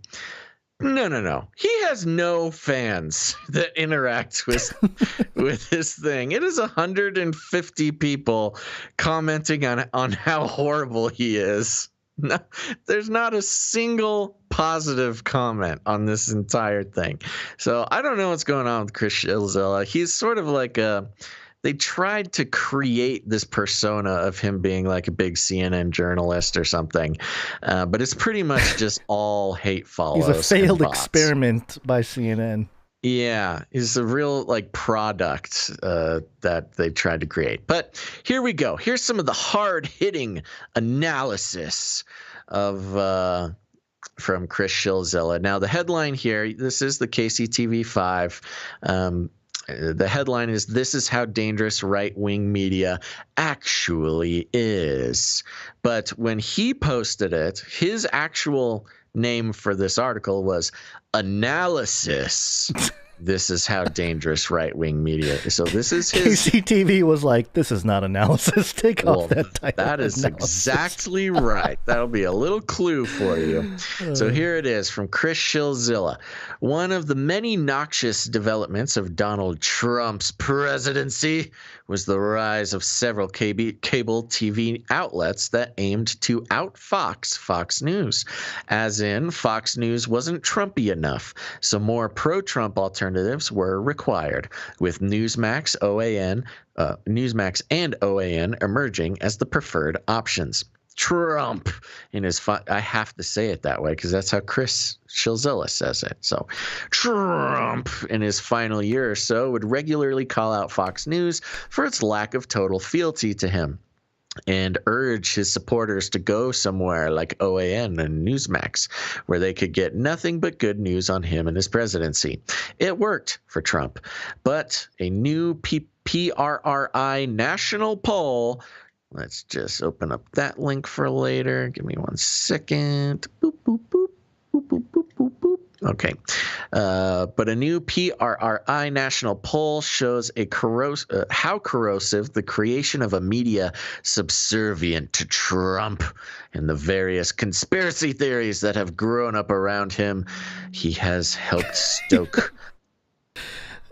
It says around him he. Yeah. Various conspiracy theories that have grown up around him he has helped stoke. I think it's like him / he has helped stoke. Oh, I see. For the body politic. So it's not a pronoun thing? Yeah. Okay, hold on. Let's get into the analysis, guys. All right, okay. Among those respondents who say they most trust Among those respondents who say they most trust far-right news organizations, 4 in 10, 40%, agree with the statement that, quote, the government, media, and financial worlds in the U.S. are controlled by a group of Satan-worshipping pedophiles who run a global child sex trafficking operation. Okay. Almost half, 48%, believe that, quote, there is a storm coming soon that will sweep away the elites in power and restore the rightful leaders. More than 4 in 10 say that's some Q right there. More than 4 in 10 say they agree that, quote, because things have gotten so far off track, true American patriots have to resort to violence in order to save our country. Sorry, true American patriots may have to resort to violence in order to save our country. All 3 of those statements are beliefs held by the QAnon conspiracy movement, which has been completely and thoroughly debunked any number of times. Worth noting, QAnon has as its central tenet that Trump was installed as president by the military and would eventually arrest major Democratic figures for sex crimes. Trump isn't president anymore, and those arrests didn't happen. Now, compare the numbers on those same questions among people who say they trust Fox News.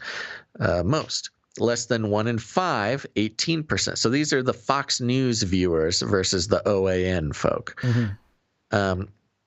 Sorry. No, this is Fox News versus people who most trust far-right news. So it's this weird dichotomy. They're trying to break up the, Right. So those who trust far-right news were the numbers I just read. Those who trust Fox go as follows. Less than 1 in 5, 18%, say the government and media are controlled by a group of Satan-worshipping pedophiles.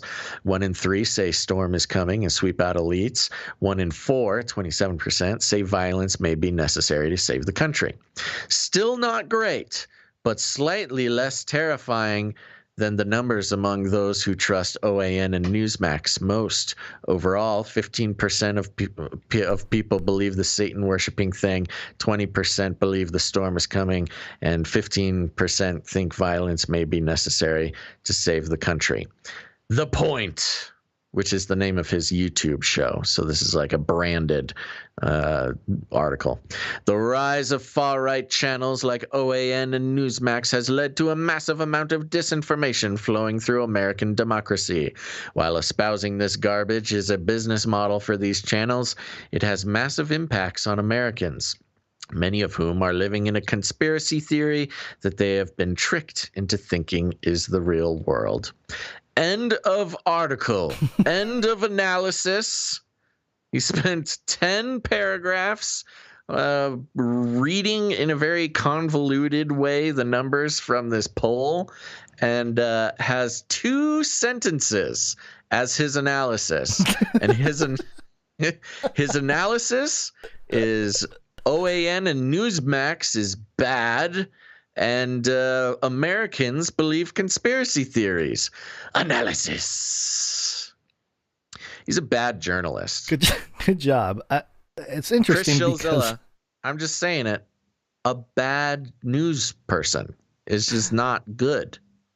Let's compare a little bit, because the Insider, this is businessinsider.com, their reporter, Eliza Relman, also took the same data, came up with an article.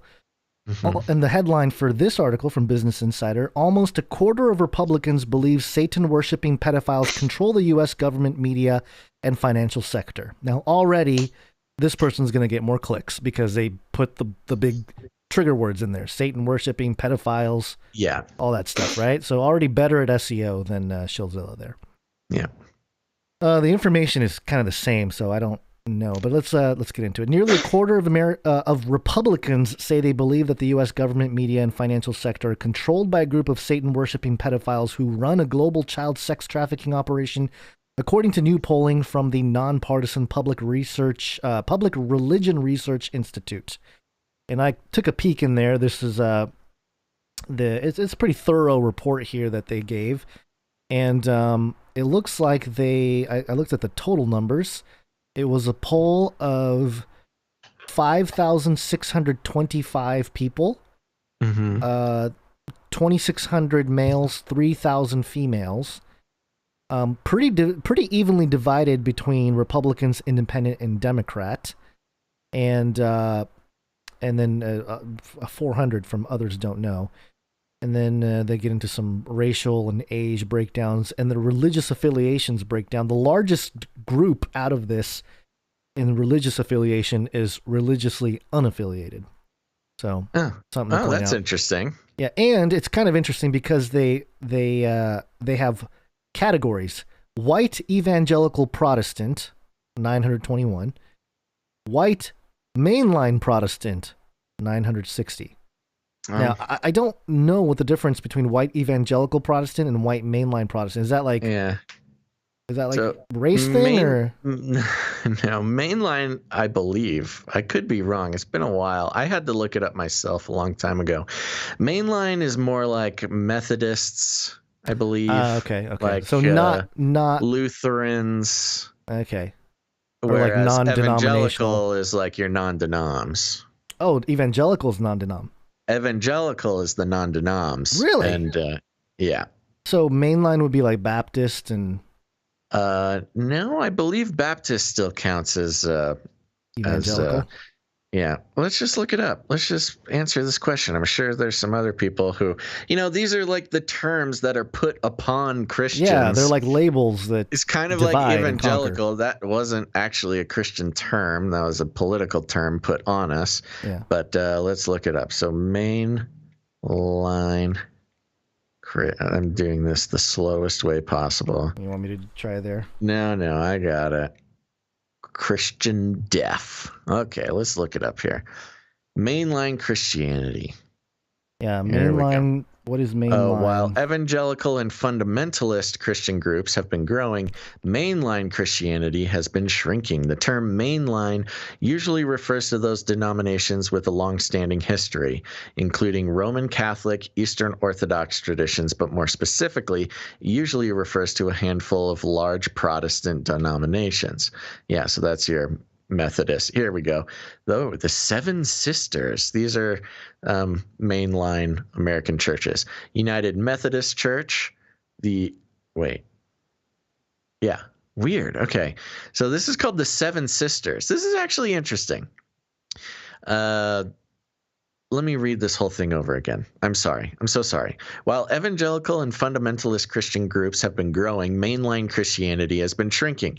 The term mainline usually refers to those denominations with a long-standing history, including the Roman Catholic and Eastern Orthodox traditions, but more specifically, it usually refers to a handful of large Protestant denominations. While the term mainline may imply a dominant presence or numerical majority in mainstream society, that is no longer an accurate assumption.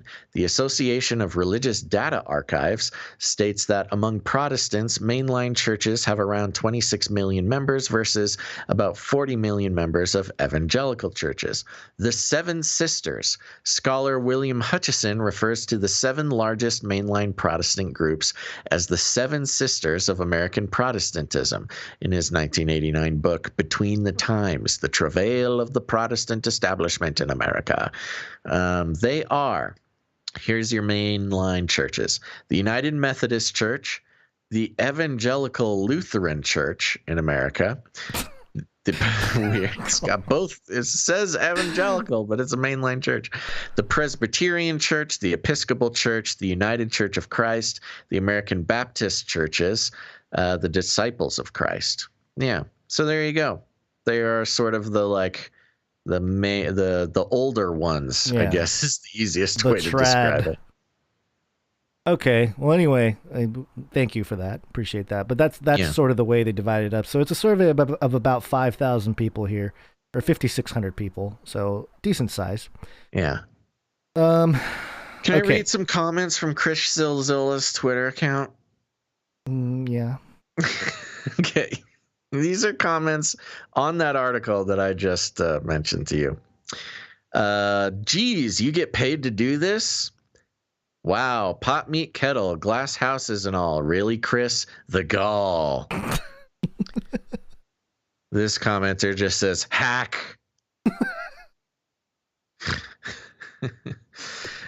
Sam says, so maybe don't republish right-wing talking points that they send to you. Just an idea. Next one says, now do CNN. Okay, you get it. Okay. How many retractions does CNN issue? Why is he even on Twitter? This poor guy. All right, let's wonder how move many on. people who commented listen to this show. I would like to think that I am responsible for is there an influx at of least a Shillzilla portion hate? of these comments. I was going to say, Shillzilla hate on the rise because of Basil's obsession with Chris Shillzilla. This guy called him Clownzilla. Clownzilla at it again.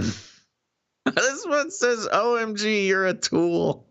Look, I'm just going down the list. I'm not even cherry picking these. Okay, let's move on. Enough picking on this poor CNN reporter. Okay. Well, for time's sake, I don't necessarily want to read this article because it's a much more concise but boring. Yeah, I don't think we need to. No, we don't need to.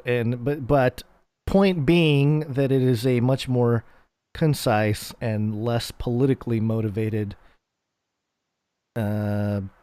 summary of the poll that you know, QAnon conspiracy theory, like who tended to believe it is that interesting. thing. It's interesting numbers. It's interesting, but also again, the entire thing is premised on this generalization, this sweeping generalization, and the reality is the specifics are a little bit more important. You can't just like poll, all government is pedophiles, and well, if we look into the facts of the matter, there have been Republicans and Democrats who have been busted for, underage relations and stuff. So it's not like also, it's not the construction of the poll is an art. Yeah. And it's a whole art. You can create a poll to get the statistics that you want. So the agenda behind the pollsters is a big aspect of it, which is why I brought up the link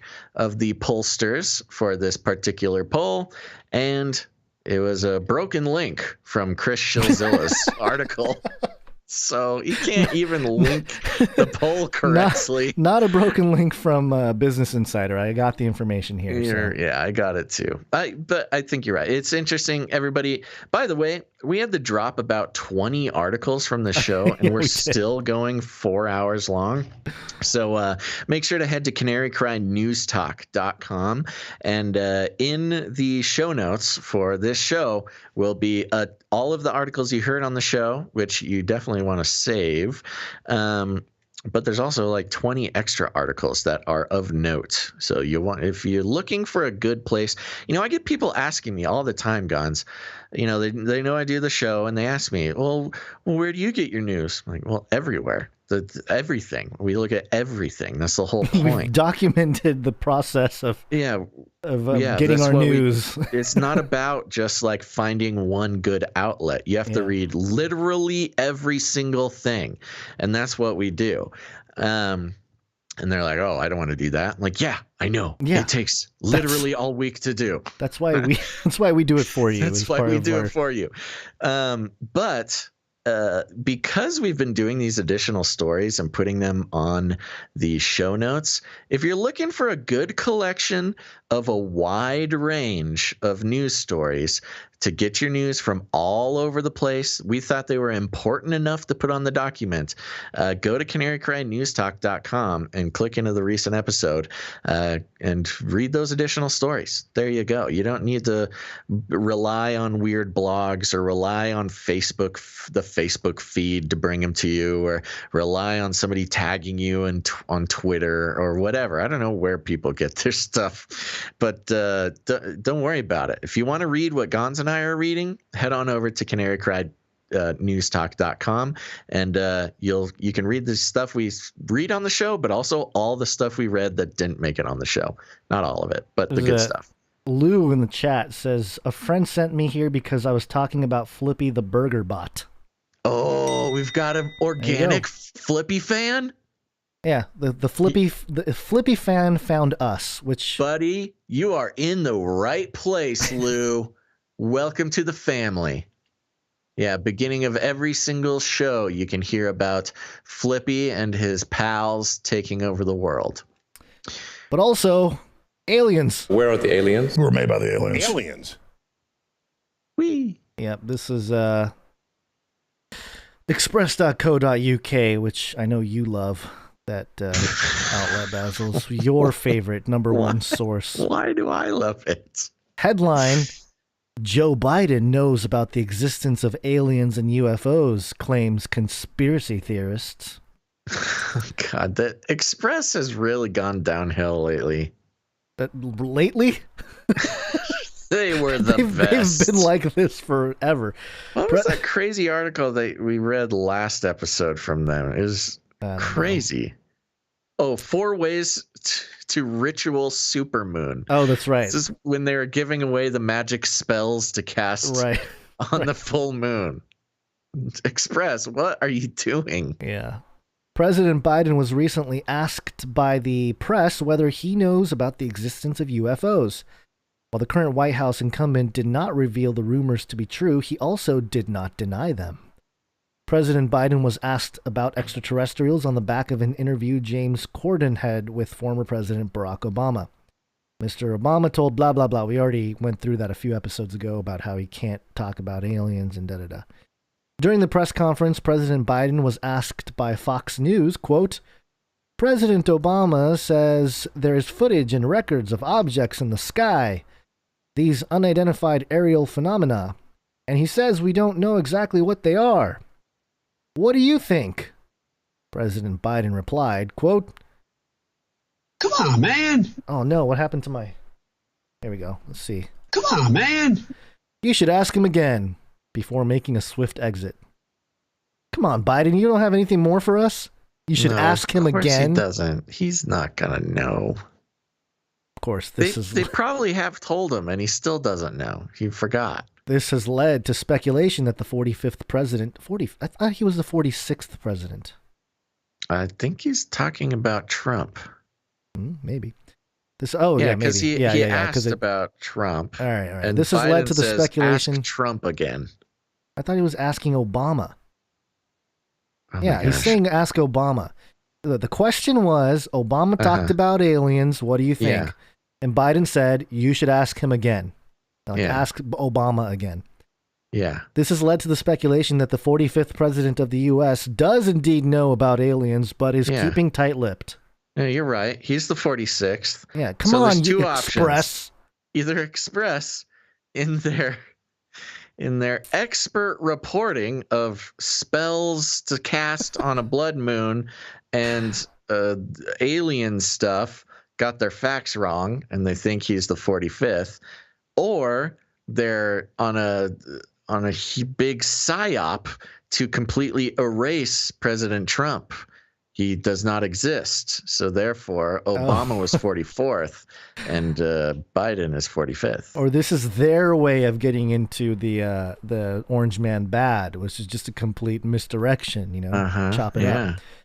Prominent alien conspiracy theorist Scott C. Waring wrote on his blog UFO Sightings Daily that President Biden's quick exit from the podium speaks volumes. Okay. Mr. Waring wrote, come on, get on it, Basil, come on. It's clear, this is a quote from him. Quote, it's clear to me that President Biden knows about UFOs, but he has someone in his earpiece telling him to avoid the subject. But it's a matter of national security and cannot be talked about by the U.S. president. This is why he made such a quick exit. He had known, had he known nothing, and he would have stayed at the podium and taken other questions from the world press. But he was scared to reveal something he was not supposed to reveal yet. This interview tells me Biden knows about UFOs and aliens, and that knowledge is putting a weight on his conscience that clearly shows in his facial expressions when asked. This is garbage. This is complete garbage. Several videos have emerged from you. Official, blah, blah, blah. The glowing orbs and we know about that. Express. It's so dumb. Literally, a denial turns into everything. But, this is what they did to Trump, too. He would, turn around and walk out, and they're like, oh, he must be mad. He knows something that is he doesn't. Funny. They're framing this type of analysis, I guess you could say, by this conspiracy theorist, obviously meant to just make him look crazy. Part of the anti-conspiracy theorist psyop. You got some CIA Mockingbird stuff involved here. But you're right. That's exactly what they would do to Trump. That's what the mainstream media would do to Trump. Like, do you see his body language? He knows something that racist. He hates Jews. Yeah. Destroy the Jewish state. You see how he slipped on that ramp? He knows something. All right. Well, here's one more alien update here. Vice.com, your other favorite outlet. I do find Vice entertaining. They're good woke. If you're trying to like figure out what the woke are thinking, Vice is the way to go. Oh yeah. Major QAnon promoter Ron Watkins is starting a WikiLeaks for aliens. Aliens. Major QAnon promoter. Isn't the theory that he is QAnon, or like he only because the guy who made the documentary has footage of him like laughing about something? Remember, we reported on it. Yeah, there's a little He's editing the 8chan guy. Yeah, and they're like, "Oh, he laughed about it, which means he is, but he can't admit it." It's kind of the same thing as we just read from Express. Yeah. Ron Watkins, the one-time administrator for 8chan and the man who facilitated the rise of QAnon, which, again, I don't know that that's entirely true, but okay, wants people to send him documents about aliens so he can share them with the public via a forthcoming website called Alien Leaks. Quote, "The Alien Leaks project is going to be an anonymous Dropbox for anybody to send documents to. It's inspired by WikiLeaks and the work Julian Assange did with government accountability. But instead of focusing on government accountability, the goal of Alien Leaks is to focus on extraterrestrial disclosure," Watkins said in a recent episode of the Alien Agenda podcast. Quote, "This is all interesting stuff, and I'm sure there's people around the world sitting on troves of documents." Watkins announced the new project on his personal Telegram channel. Quote, "With humanity on the brink of alien disclosure, do you really trust the government to tell you the whole truth?"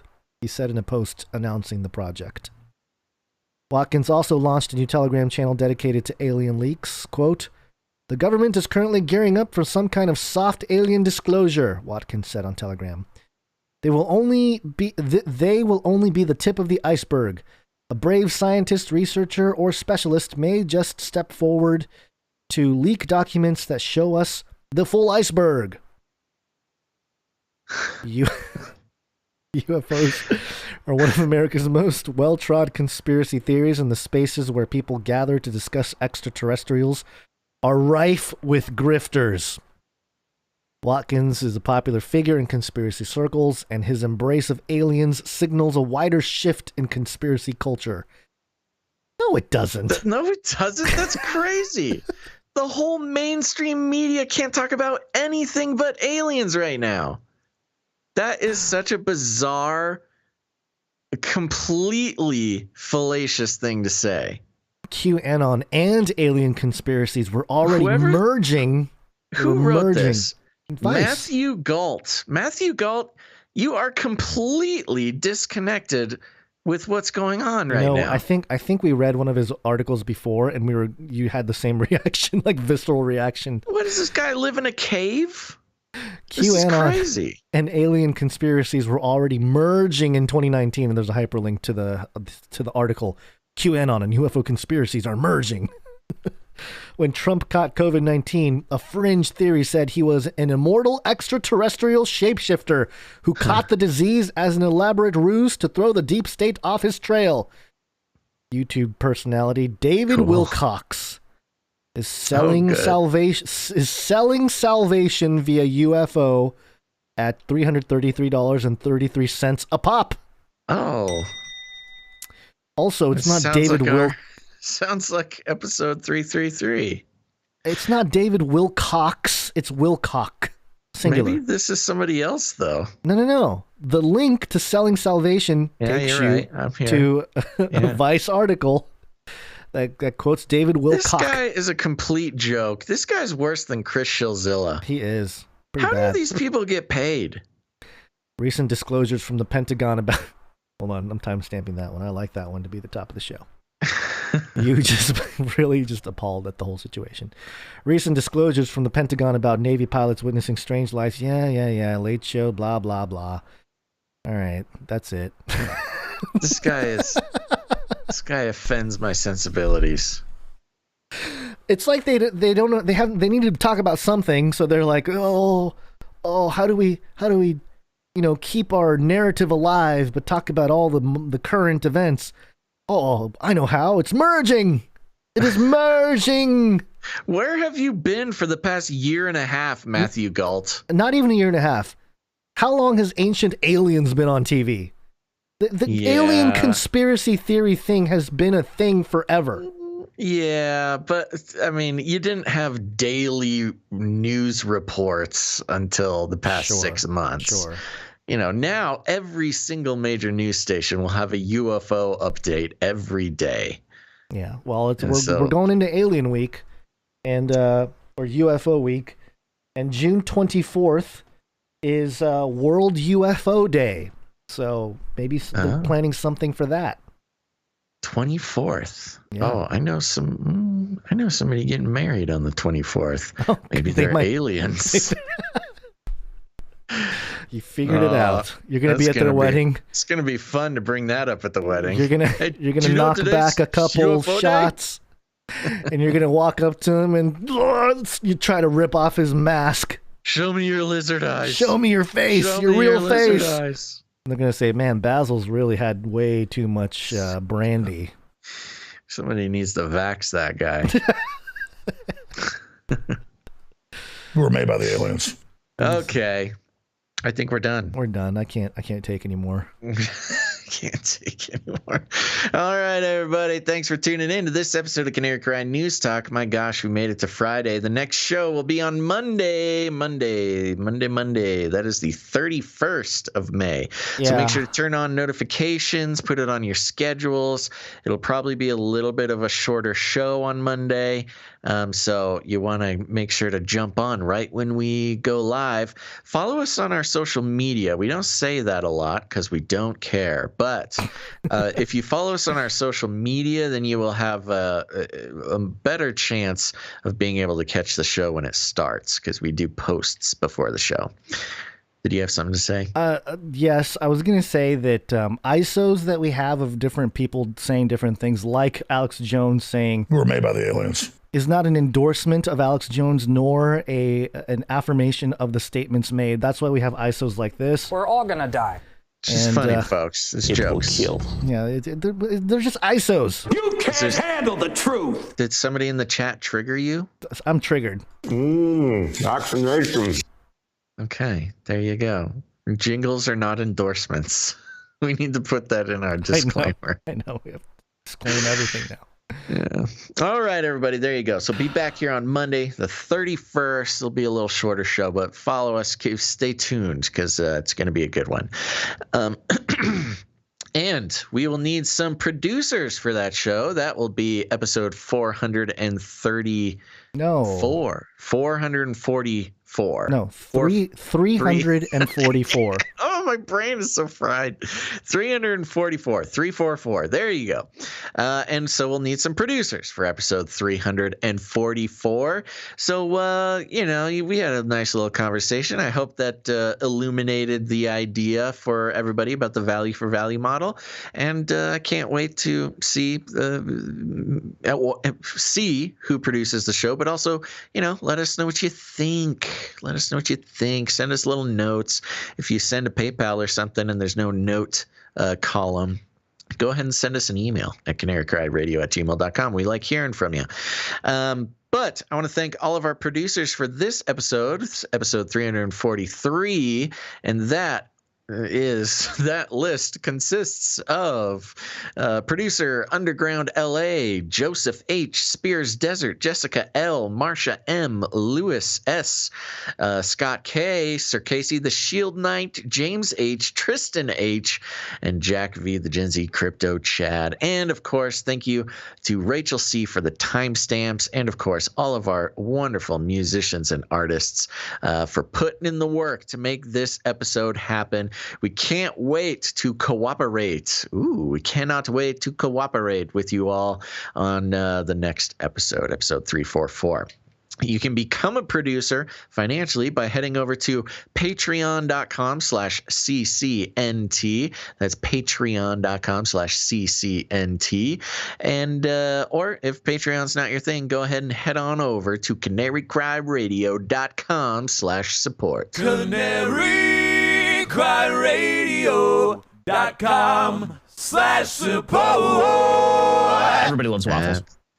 That's right. canarycryradio.com/support.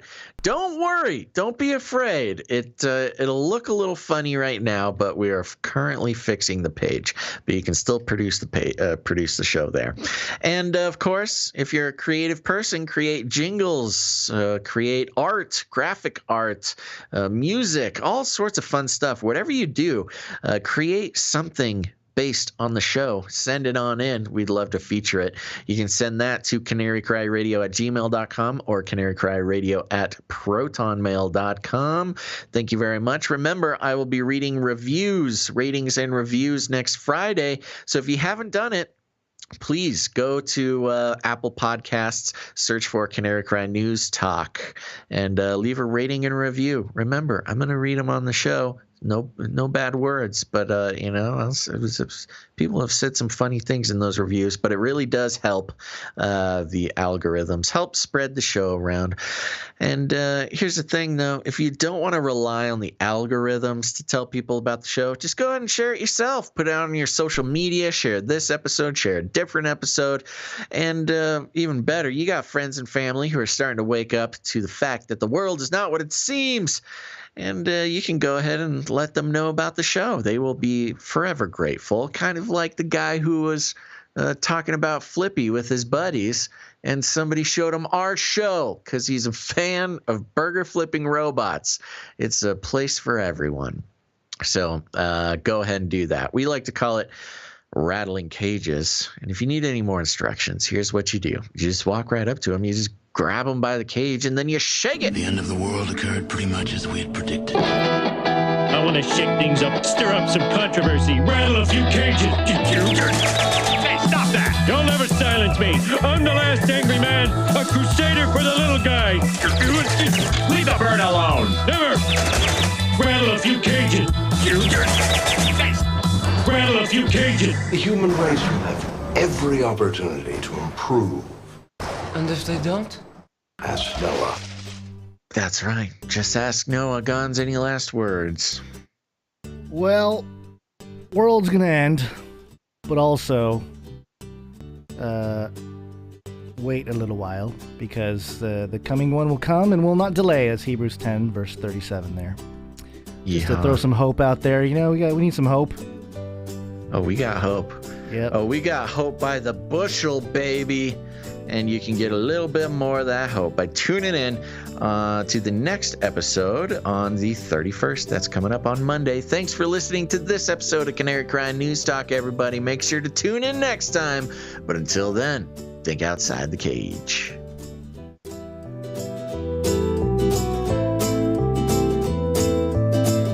Come on, man.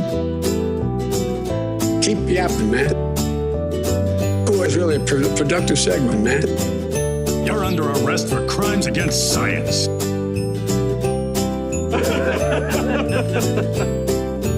Aborted feces.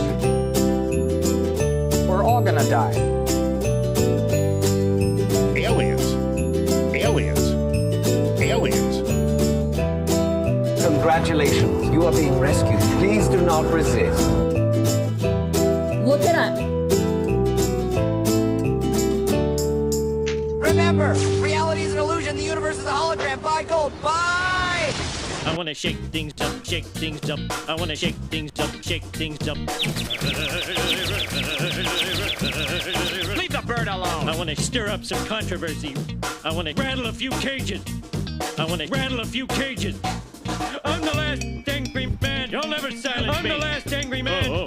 I'm the last angry man. You'll never silence me. I'm the last angry man. A crusader for the little guy. Little guy. Little guy. Well, we'll see about that. Whatever, Illuminati.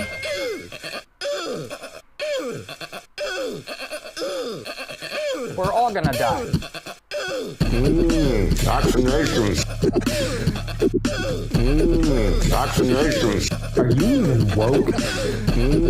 Vaccinations.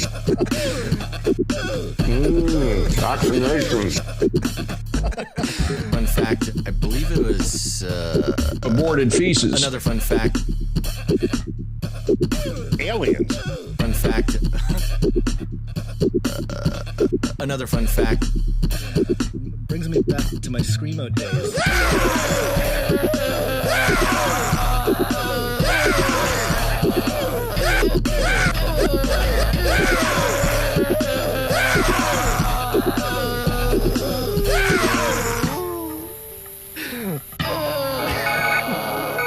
In the future, humans will be confined in a people's zoo. People, I'll keep you safe and warm in my people's zoo. Come on, man. I'll keep you safe and warm now in my people's zoo. Science is truth. You, yeah, you in my people's zoo. I'll keep the cameras on.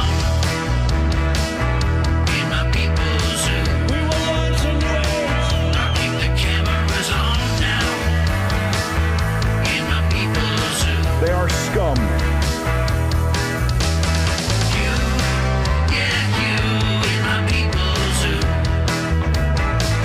We're all gonna die.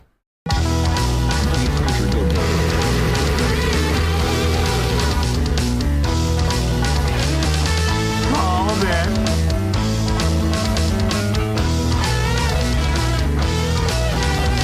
I tried to tell you. He's a Satanist. I tried to tell you.